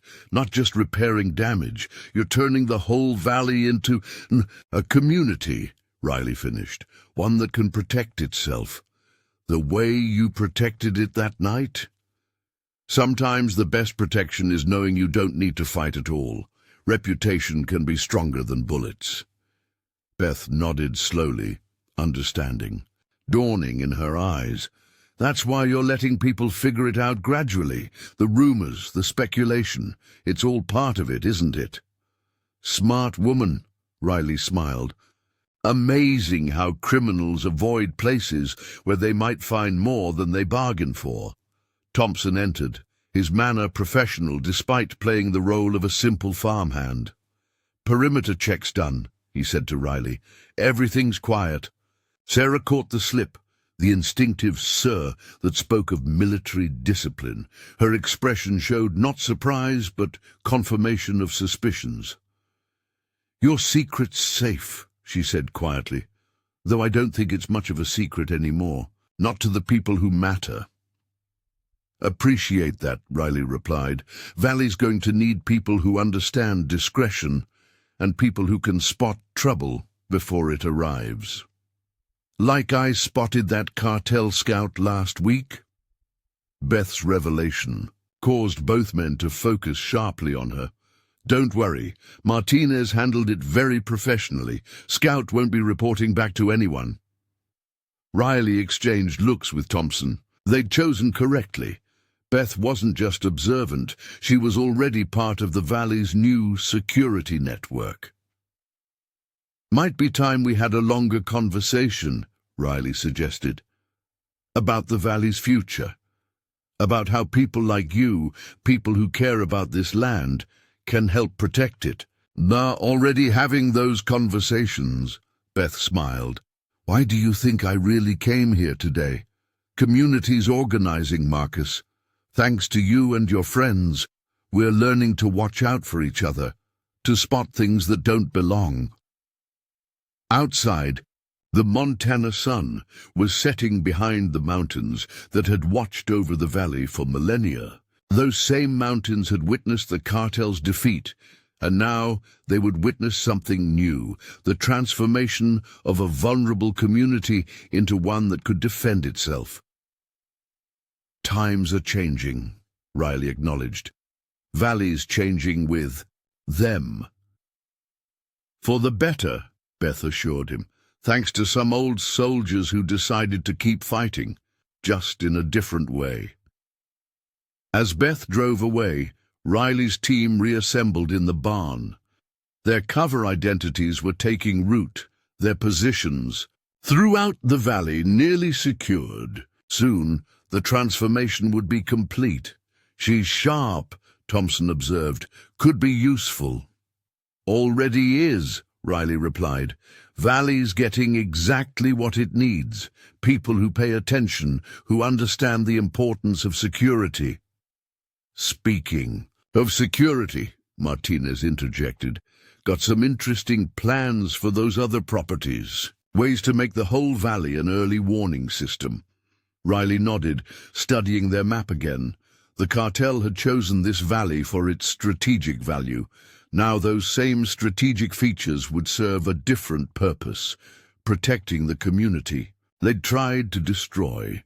The night settled over the ranch, peaceful in a way it hadn't been before the battle. Sometimes, Riley reflected, the best victories aren't the ones you win with violence, but the ones that prevent violence from ever returning. 2 weeks after the battle, Thompson stood at his newly acquired property, the former Wilson Place, and watching locals arrive for what they thought was just a shooting club meeting. The converted barn had become a state-of-the-art training facility, though most wouldn't recognize it as such. To them, it was just a place where an ex-military man taught firearms safety. Remember, Thompson addressed the gathered ranchers and farmers, Accuracy before speed. Combat shooting's different from hunting. You need to be prepared for targets that shoot back. Riley observed from the sidelines, noting how naturally Thompson slipped advanced tactical training into basic shooting lessons. These weren't soldiers. They were training. They were community members learning to protect themselves, but the principles remained the same. Your property is your responsibility, Thompson continued. Knowing how to defend it isn't just about guns. It's about awareness, observation, understanding your terrain. Beth Cooper was among the students, her natural aptitude showing. She'd already spotted 3 of the hidden observation posts Riley's team had established around the valley. More importantly, she'd kept that knowledge to herself. Across the valley, Wilson's clinic had become operational, his combat medical experience translated perfectly to rural healthcare. But he was doing more than just treating patients. Each visitor was carefully evaluated not just for medical issues, but for their potential as either ally or threat. Interesting morning, Wilson reported later at Riley's ranch. Had a visitor. Claimed to be a traveling salesman, but his hands told a different story. Calluses consistent with weapons training. Cartel scout? Riley asked, checking security feeds. Probably. Gave him something to help with his headache. Minor sedative. Chen's tracking his movements now. Let's see where he reports back to. Martinez emerged from his workshop, where he'd been modifying farming equipment. To most eyes, they looked like normal tractors and harvesters. Few would notice the reinforced frames, the bulletproof glass, the hidden compartments. Finished the modifications on the Cooper place, Martinez reported. Beth's barn could withstand a direct mortar hit now. Not that anyone would notice without looking real close. Riley nodded approvingly. The valley's transformation was proceeding exactly as planned, subtle changes that added up to an impregnable defensive network. Local sheriff's been asking questions, Chen called from her communication center, disguised as a ham radio enthusiast. Set up. Nothing aggressive, just curious about all the new people moving in. Let him be curious, Riley replied. Better he thinks he's uncovering things on his own, makes him feel involved. A truck approached, one of the local ranchers, Bill Henderson, looking troubled. Riley recognized the expression. More people were starting to notice changes in the valley, trying to make sense of them. Riley, Henderson called out, climbing down from his truck. Got a minute? Something happened last night that, well, it's strange. Riley led him to the porch, where Scout lay alert but relaxed. What's on your mind? Had some visitors after dark. 3 vehicles. Didn't recognize them. They stopped at my gate. Looked like they were about to cause trouble. Henderson paused, collecting his thoughts. Then the strangest thing happened. Got a call from Thompson up at the old Wilson place. Said he was doing some night shooting practice. Might get noisy. Next thing I know, shots ring out from somewhere in the hills. Visitors couldn't leave fast enough. Riley kept his expression neutral, but he knew exactly what had happened. Thompson had been on overwatch as usual. The visitors had likely been cartel scouts testing the valley's new defenses. Lot of strange things happening lately, Henderson continued. New people moving in, all of them military types. Security cameras going up on properties. Even got folks talking about forming a community watch program. Times are changing, Riley observed. After what happened with the cartel, people are being more careful. Henderson nodded slowly. Thing is, Riley, it doesn't feel threatening. Feels organized, like someone's looking out for all of us. Communities coming together, Riley replied, carefully. Looking out for each other, that's all. But Henderson was sharper than most gave him credit for. Beth Cooper says you're the one we should thank. Says what you did that night, standing up to the cartel. It changed things. Beth talks too much. Beth's usually right.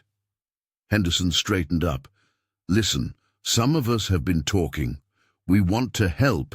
Whatever you and your friends are doing to protect this valley, we want to be part of it. Riley studied the rancher carefully. Henderson had fought in Vietnam, though he rarely spoke of it. He'd know enough to recognize a military operation when he saw one. Might be we could use some extra eyes and ears, Riley acknowledged. People who know the land, know what belongs and what doesn't. Already got a network started, Henderson revealed. Ranchers, farmers, even some of the town folks. We notice things. Been keeping track of strangers passing through, unusual activity. Figure that might be useful to whoever might need to know. Riley allowed himself a small smile. The valley's residents weren't just accepting protection. They were becoming active participants in their own defense. Stop by Thompson's place tomorrow, Riley suggested. He's running some special training sessions. Might be educational. Later, after Henderson left, Riley's team gathered to discuss this development. The valley's transformation was happening, faster than expected, driven by the residents themselves. They're organizing on their own, Thompson noted approvingly, creating their own intelligence network. Better than we planned, Chen added. Local knowledge combined with our expertise. Valley's becoming a hard target, without looking like one. Martinez spread out his latest blueprints. Got requests from 3 more properties for structural improvements. They're figuring out what we can offer, even if they don't know exactly who we are. Think it's time we expanded the operation? Wilson asked. More training? More preparation? Riley considered the question carefully. The valley's residents were proving themselves worthy of trust, eager to protect their community, but operational security remained crucial. We expand carefully, he decided. Keep everything compartmentalized. Let them think they're just being good neighbors, watching out for each other. The less they know about our full capabilities, the better. The team nodded in agreement. They'd fought wars in foreign lands, conducted operations in the world's darkest corners. Now they were fighting a different kind of battle, transforming an entire community into something uniquely defensible while maintaining the appearance of normal rural life. One more thing, Chen reported. Intercepted some cartel communications. Word spreading about this valley. They're calling it El Valle de los Fantasmas, the Valley of Ghosts. Say it's cursed, protected by spirits that hunt cartel members. Riley smiled grimly. Sometimes the best defense wasn't just physical preparation, but reputation. Let them believe in ghosts. The reality, highly trained operators hidden among simple ranchers, was far more dangerous than any supernatural threat. The first test of the valley's new defenses came on a quiet Tuesday evening. Bill Henderson's grandson, Tommy, was the first to spot them. 3 unmarked SUVs moving slowly along the back roads, stopping occasionally to photograph properties. The 16-year-old did exactly what Thompson had trained him to do. Nothing obvious, just continued mending fences while using his phone to send a predetermined text message. Within minutes, the valley's warning network activated. Farmers found reasons to be in their fields, checking irrigation systems while noting vehicle descriptions and occupant numbers. Beth Cooper coincidentally drove past in her truck, her dash cam capturing license plates. Every movement was casual, natural, nothing to alert the observers that they'd been compromised. 4 men in the lead vehicle, Chen reported from her command center, monitoring the civilian reports flooding in. Armed, trying to hide it. Second vehicle has camera equipment. Third's hanging back, probable security detail. Riley watched. The security feeds, impressed by the community's response. No one was playing hero, no one was confronting the intruders. They were gathering intelligence, exactly as trained. "Got confirmation," Wilson called in. "Match 2 of them to cartel medical records, low-level enforcers from the Tijuana operation. They're testing our defenses, seeing if the stories are true." Thompson's voice crackled over the secure channel. "Got them in my scope. Want me to send a message?" "Not yet," Riley replied. "Let's see how our neighbors handle this." The SUVs turned down a side road, approaching one of the formerly cartel-owned properties. They were about to meet the valley's first prepared response, though they wouldn't recognize it as such. Bill Henderson and 3 other ranchers were there, seemingly having a casual conversation by their trucks. Their positioning was perfect, blocking the road without appearing to, creating a natural choke point. "Afternoon," Henderson called out as the SUV stopped. "You folks look lost?" The lead vehicle's window rolled down, revealing a man trying hard to look like a tourist. "Just admiring the properties. Beautiful valley you have here."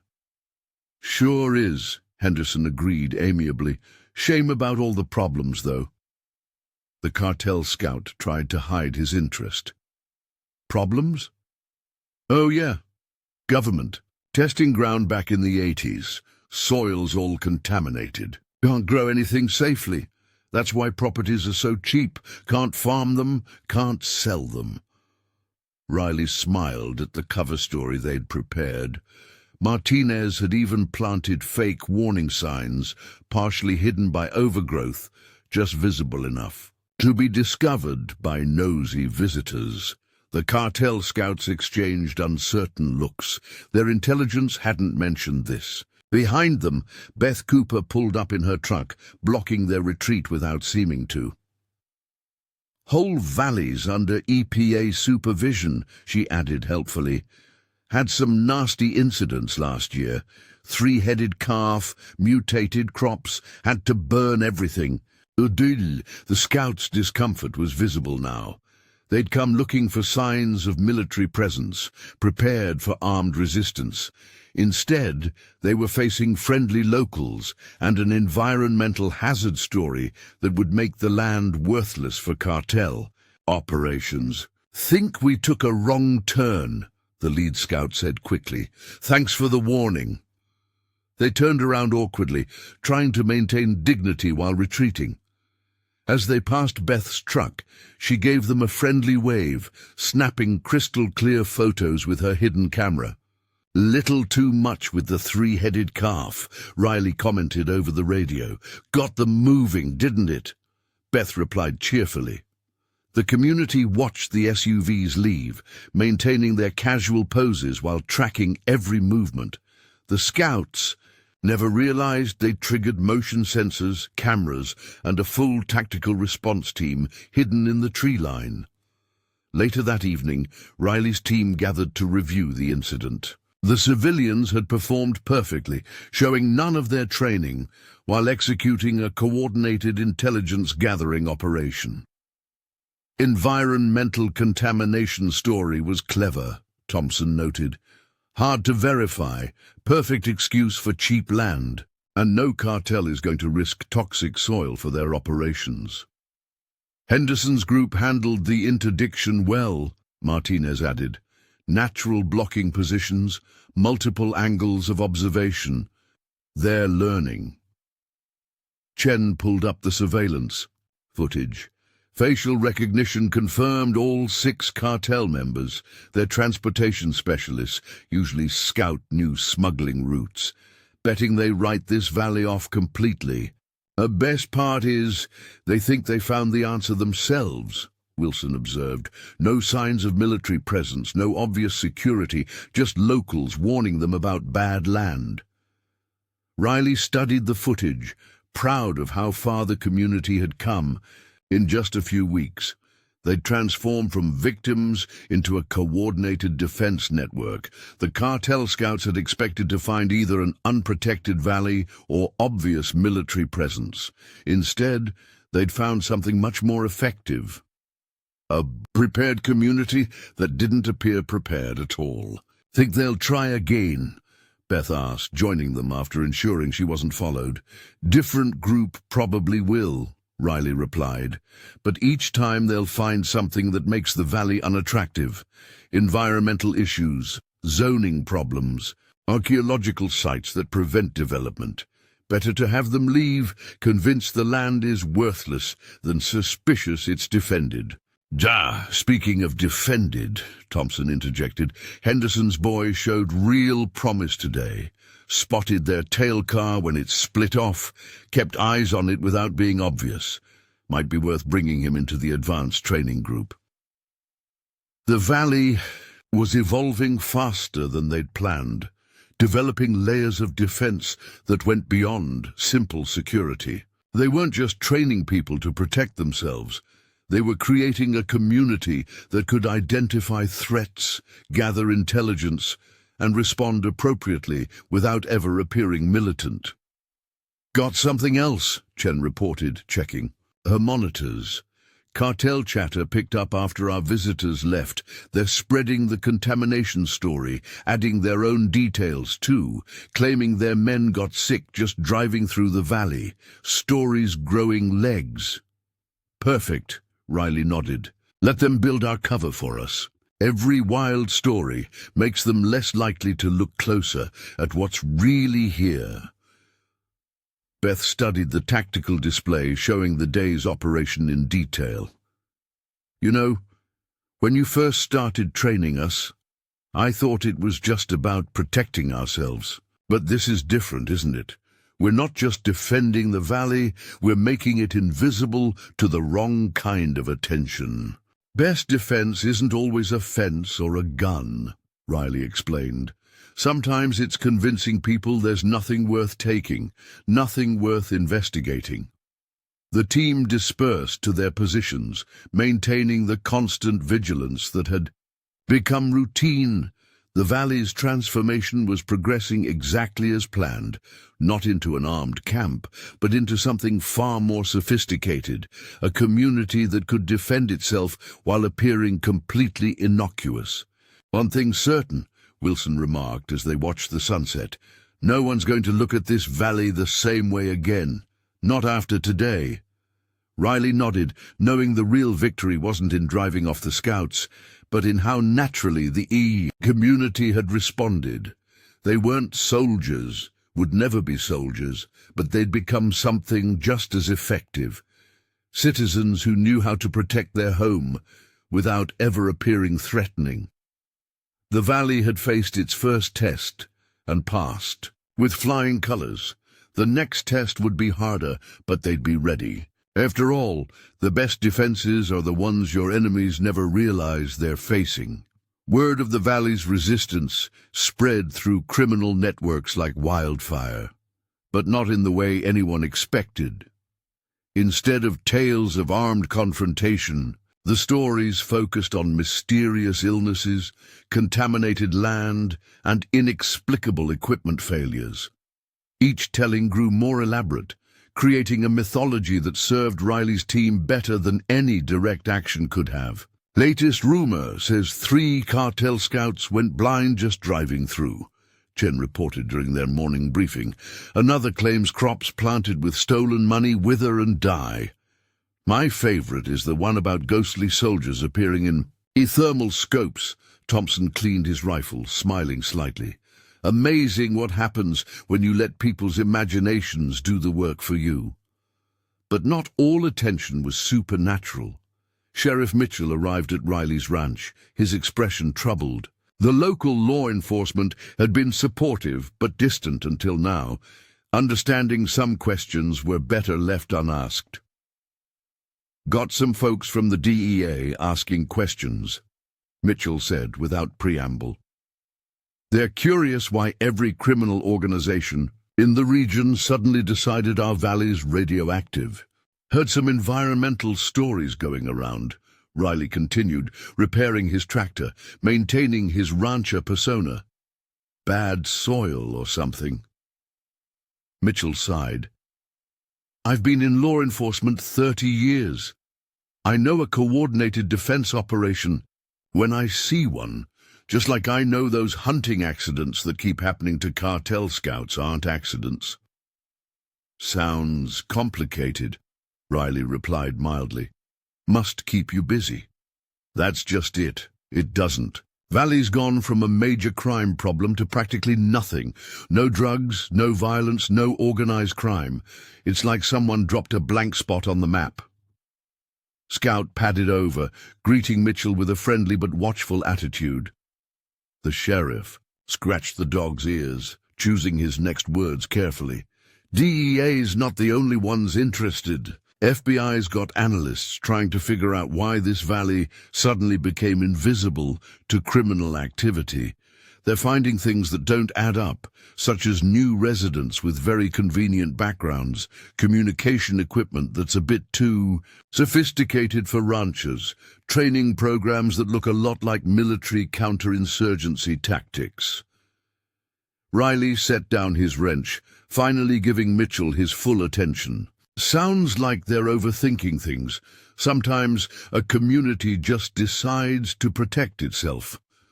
By implementing professional-grade surveillance, by running coordinated responses to threats, by spreading disinformation that would make intelligence agencies proud. Before Riley could respond, Beth's truck roared up the drive. Her arrival wasn't a coincidence. She monitored all approaches to Riley's ranch, providing early warning of official visitors. "Sheriff!" she called out cheerfully. "Here for the community watch meeting." Mitchell turned, surprised. "Community watch?" "Oh, yes," Beth continued smoothly. "Riley's been helping us organize. Teaching basic security awareness, emergency response, that sort of thing. After all that cartel trouble, people wanted to be more prepared. It was a perfect cover story, technically true, while revealing nothing about the full scope of their operations. Beth had learned well. "That's right," Riley added. "Amazing what ranchers can do when they work together, share information, watch out for each other. Nothing complicated about it." Mitchell looked between them, understanding the message. The valley's transformation could be explained through official channels without revealing its true nature. Community watch program, he mused. That would explain a lot to folks asking questions, especially if it was properly documented, had regular meetings, kept records. Probably should, Riley agreed. Might even be good to have law enforcement. Oversight, keep everything official. That would be wonderful, Beth beamed. We should schedule a proper meeting, get everyone involved.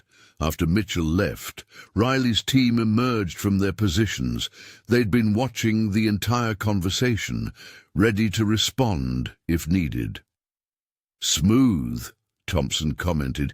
"Give them an official story that explains just enough." "Sheriff's sharper than he lets on," Wilson observed. "He's offering to help maintain our cover." Riley studied the valley through his window. The community's transformation had reached a critical point, too effective to hide completely, too important to expose fully. "We adapt," he decided. "Let them see what they need to see. Community Watch program gives us legitimate cover for training, communications, surveillance." "What about the federal attention?" Martinez asked. "Let them look," Riley replied. "They'll find exactly what we want them to find. A well-organized community protection program, nothing more." Chen's monitoring equipment chirped, drawing their attention. "Got movement on the northern border. 3 vehicles, similar pattern to last week's scouts." "Alert the network," Riley ordered. "Let's show the sheriff how a proper community watch program handles unwanted visitors." The response was immediate but subtle. Farmers found reasons to work in their fields, positions, offering clear observation of the approaching vehicles. The local hunting club, now trained by Thompson in advanced marksmanship, began a scheduled target practice session, the shots carrying clearly across the valley. "Contact team in position," Beth reported. She'd taken charge of coordinating the civilian response groups. Thompson setting up the road maintenance delay. Right on cue, a municipal truck began slow repair work on the main access road, naturally blocking the most direct route into the valley. The suspicious vehicles would be forced to detour past 3 different observation posts.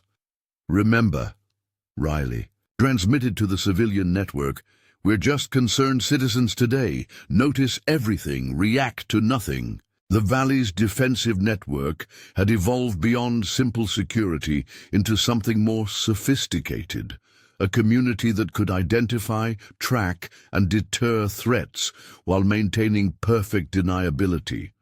Every action had a legitimate explanation. Every response could be officially documented. "You know," Wilson said thoughtfully, watching the operation unfold, "we spent years in the shadows, conducting operations nobody could know about. Now we're hiding in plain sight, running a defense network that officially doesn't exist." "Best disguise is the truth," Riley replied, checking his ammunition. "We are helping the community protect itself. Everything else is just details they don't need to know." The sun climbed higher over the Colorado mountains, watching as ranchers went about their daily work while covertly monitoring potential threats. The valley had become something unique, not a military installation, not a civilian community, but a hybrid that combined the best aspects of both. And if federal agencies wanted to investigate, let them. They'd find nothing but a remarkably well-organized community watch program. The rest, like the ghostly soldiers in thermal scopes, would remain the subject of rumors and speculation. Sometimes, Riley reflected, the best defense isn't in what people see, but in what they think they see. The Community Watch program's first official meeting drew more attention than anyone expected. 2 FBI agents sat in the back of the town hall, trying to look inconspicuous. A DEA analyst took notes near the front. Even the state police had sent an observer. Riley watched them all while maintaining his role as a simple rancher helping organize his neighbors. "Basic security awareness," he explained to the gathered crowd. "Knowing who belongs in our valley and who doesn't, recognizing suspicious behavior. Nothing complicated." Thompson, playing his part as the retired Army sniper running the local shooting club, outlined their civilian training program. Every word was carefully chosen to sound ordinary while conveying deeper meaning to those in the know. "Proper radio procedures are essential," he emphasized. "Clear communication can prevent misunderstandings." Beth managed the sign-up sheet, noting how the federal agents perked up at certain names. They were building profiles, trying to understand the valley's transformation from crime hotspot to impenetrable territory. "Movement at the North Checkpoint," Chen's voice whispered in Riley's concealed earpiece. 2 SUVs, same pattern as the Tijuana group."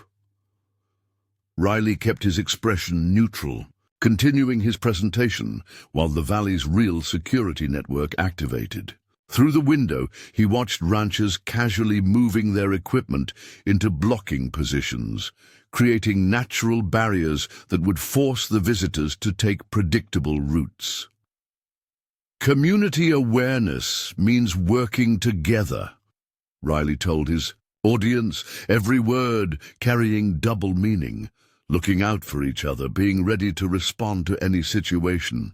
The FBI agents exchanged glances when 3 local trucks suddenly departed, driven by ranchers who'd received the silent alert.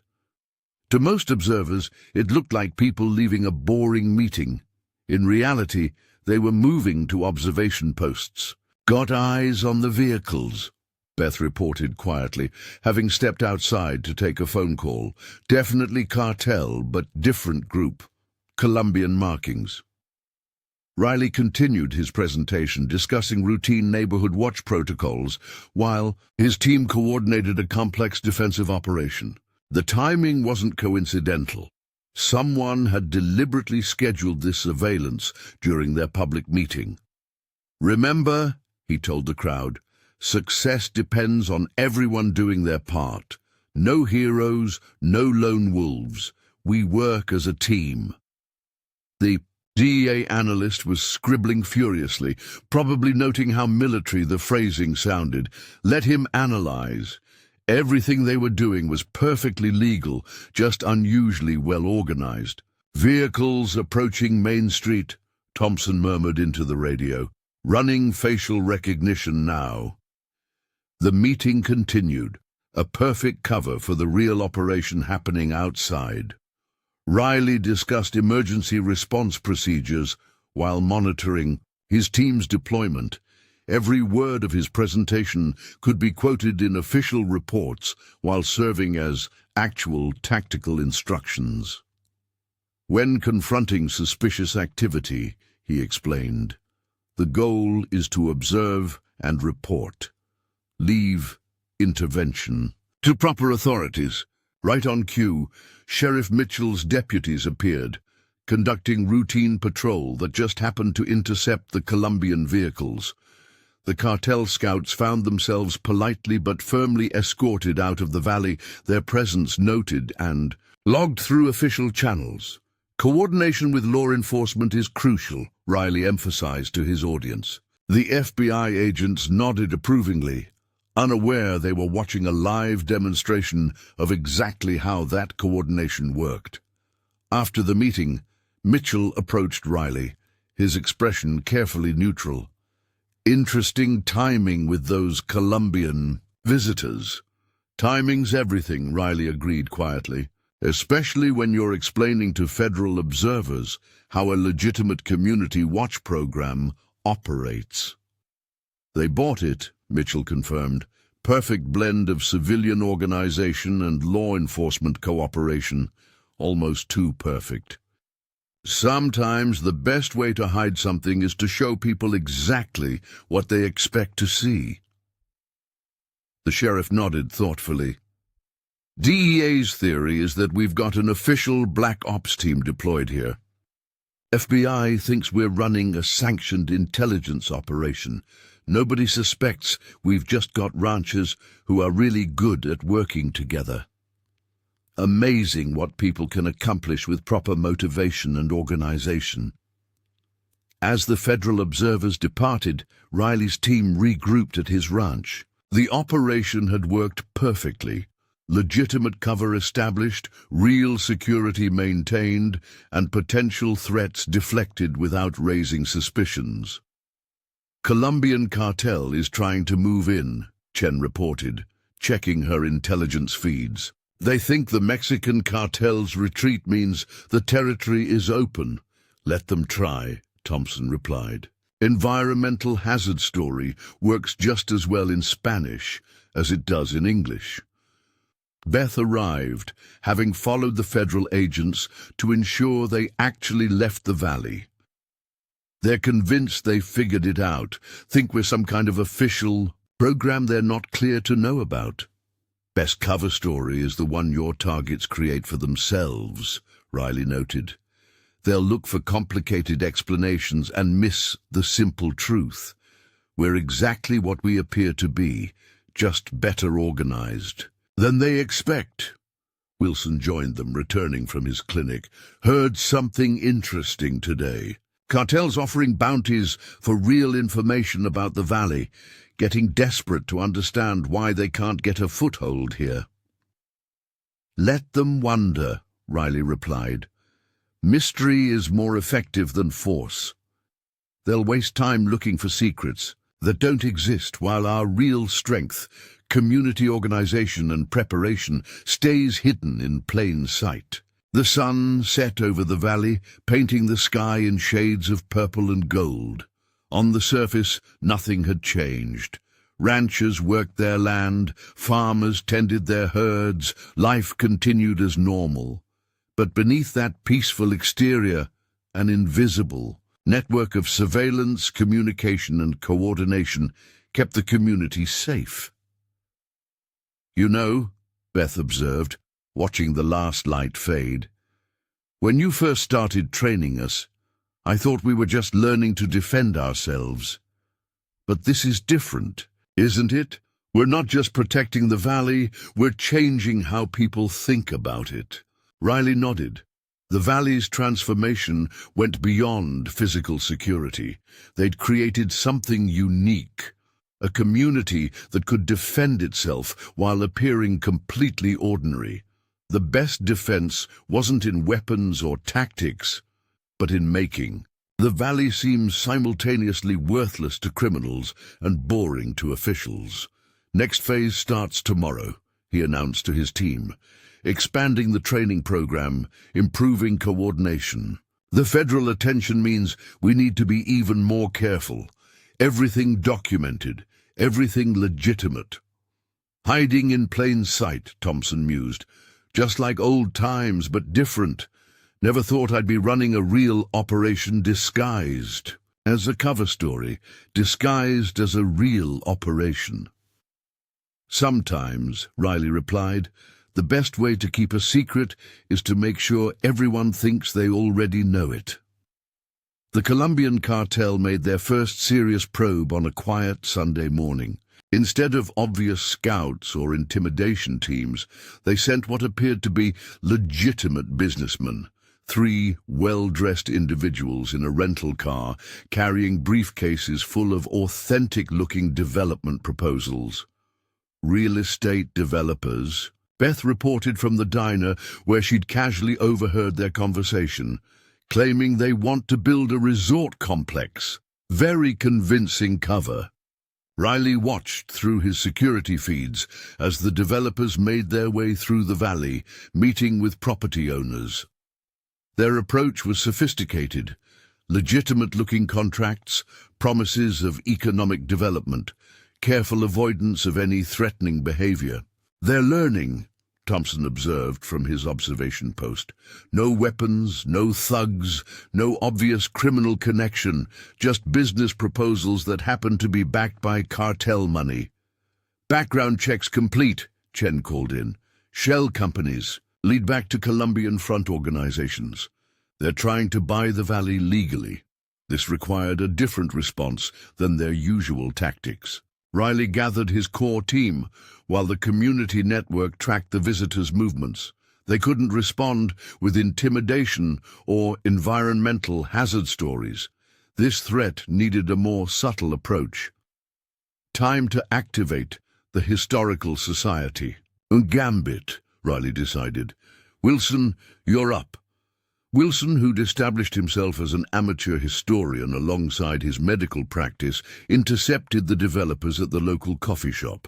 His enthusiasm for local history was well known and entirely genuine. "Oh, you're interested in development?" he exclaimed loudly, sliding into their booth uninvited. "Have you seen the archaeological surveys? This whole valley is a protected site. Native American burial grounds, historical battlefields. We've got more preservation orders than buildable land." The developers exchanged glances. This wasn't the resistance they'd expected. Instead of scared ranchers or armed opposition, they faced an excited historian pulling out maps and documentation. "Most folks don't know this," Wilson continued cheerfully, "but the whole valley is under federal protection. Archaeological Resources Protection Act, National Historic Preservation Act. Can't build anything without years of surveys. Last developer spent 5 years just getting permits to add a garage." Riley, listening through Wilson's concealed mic, had to admire the performance. Every document was real, every regulation genuine. They'd spent months creating this layer of their defense, making the valley appear too bureaucratically complicated for any large-scale development. "Interesting," the lead developer said carefully. "Our research didn't show any historical significance." "Oh, that's because most of it's classified," Wilson replied enthusiastically. "Military testing range during World War II, you know. Still finding unexploded ordnance. Had to call the bomb squad twice last month. Beth, playing her part perfectly, chose that moment to rush in. "Dr. Wilson, they found another one in Thompson's Field. Need you to check if it's historical before." "They call the disposal team."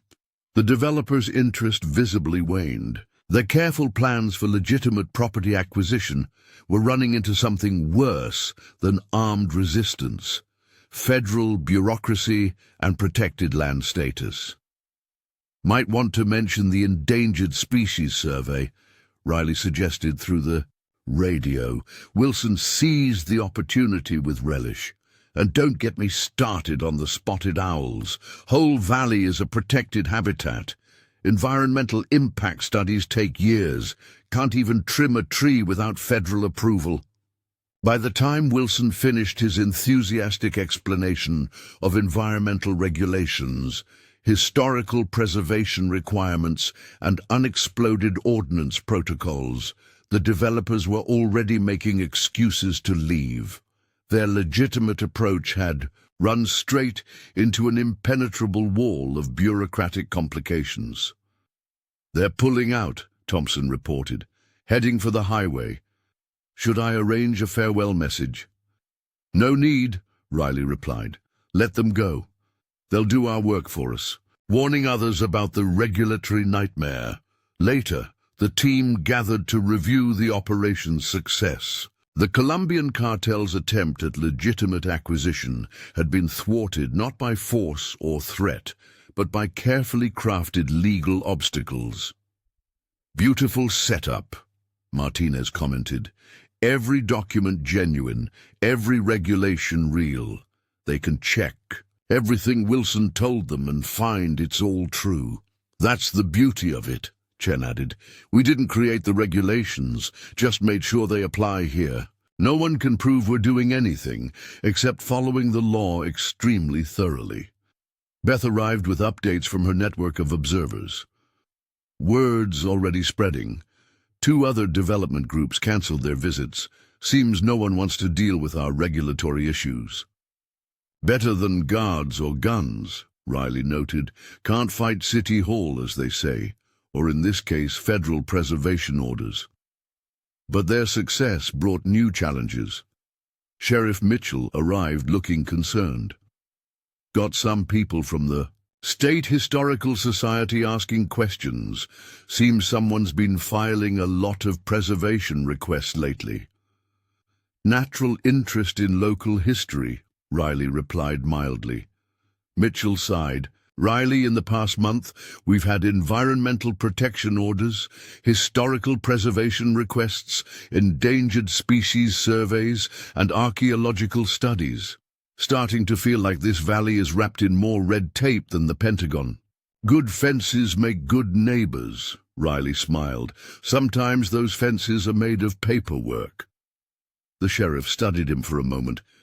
"You know, when you first started organizing the community watch, I thought you were just teaching basic security. But this is something else. You're not just protecting the valley, you're making it impossible to take over." "Everyone has their skills," Riley acknowledged. "Some folks are good at spotting trouble, others know their way around federal regulations. Put it all together, you get a community that can protect itself without ever looking threatening." After Mitchell left, the team conducted their evening briefing. The Colombian cartel's attempt at legitimate acquisition had been stopped, but they knew it wouldn't be the last challenge. "They'll try again," Thompson predicted. "Different approach next time." "Let them," Riley replied. "Every failed attempt adds to our cover. The more legitimate businesses walk away frustrated by regulations, the more natural our rejection looks." Arc. The sun set over the valley, casting long shadows across land that appeared worthless to developers, too complicated for criminals, and too boring for official investigation. But beneath that carefully crafted exterior lay a community prepared for any threat, ready to defend itself with paperwork as effectively as firepower. "You know," Beth observed, When you started training us, I thought we'd be learning combat skills. Never thought our best defense would be historical preservation laws." Riley smiled. In his years of military service, he'd learned that the best victories often came without firing a shot. Now he was teaching his community the same lesson. Sometimes the strongest defense isn't a wall or a weapon, but a carefully crafted reality that makes attack seem pointless. The first sign of coordinated opposition came when Chen intercepted encrypted communications between 3 different cartels. Mexican, Colombian, and Russian criminal organizations were comparing notes, sharing intelligence, and realizing that the Valley's defense wasn't as simple as it appeared. "They're pooling resources," Chen reported during an emergency team meeting. "Starting to see patterns in our responses, the environmental hazards, the historical preservation, the bureaucratic roadblocks. They're mapping our defensive layers." "Got movement on multiple fronts," Thompson added. 3 separate development companies trying to buy land. Each one looks legitimate, but they're all backed by different cartels. They're testing our bureaucratic defenses systematically." The pressure wasn't just external. Beth arrived with troubling news from the civilian network. "We've got an infiltrator. New family moved in last month, supposedly running from debt collectors. They're asking too many questions, showing up at sensitive locations." Riley had been expecting this. Their success had made them a target, and their enemies were adapting. "Time to shift strategies. We can't rely on the same defenses anymore." The team gathered around his tactical display, watching multiple threats converge on their valley. The Criminal Alliance wasn't just probing their defenses. They were looking for patterns, weaknesses, anything that might reveal the truth behind the Valley's impenetrability. "Latest approach is clever," Wilson reported. "They're filing legal challenges to our historical preservation claims, hired legitimate archaeologists to dispute our findings, even got a senator's office asking questions about the military testing range story." "Environmental protection angle is getting hit too," Martinez added. "EPA is sending inspectors next week. Someone's pushing for a full survey of those contamination claims." Riley had prepared for this, but the coordination of the attacks concerned him. Their opponents were no longer acting like criminals. They were conducting a professional intelligence operation. "Sir," Tommy Thompson radioed in, his voice tense. "Got 3 survey teams working the North Ridge. They've got ground-penetrating radar looking for those Native American burial grounds we told them about." The Criminal Alliance was systematically dismantling their cover stories, using legitimate means to expose their deceptions. It was a sophisticated approach that threatened to unravel their entire defensive strategy. "Time to adapt," Riley decided. "Thompson, start Phase 2 of the training program. Beth, activate the secondary network. Chen, implement communications protocol Delta." The team moved with practiced efficiency, but the strain was showing. They'd been running this operation for months, maintaining constant vigilance while keeping up their cover identities. The pressure was taking its toll. "Got another problem?" Wilson reported. "Medical boards asking questions about my credentials. Someone's digging deep into our backgrounds." Riley had expected this too. Their covers were good. They'd had government help establishing them. But determined investigation could find inconsistencies. The Criminal Alliance was being thorough, professional and patient. "They're not just trying to break in anymore," Beth observed. "They're trying to understand how we keep them out. If they expose our methods, they expose us," Riley finished. "Time to show them something new, something they won't expect." The team gathered closer as Riley outlined his plan. It was risky, different from anything they'd tried before, but their opponents had forced their hand. They needed to change the game before their carefully constructed defenses were dismantled. "Instead of hiding what we are," Riley explained, "we show them exactly what they're afraid of. But we do it legally, publicly, and in a way they can't counter."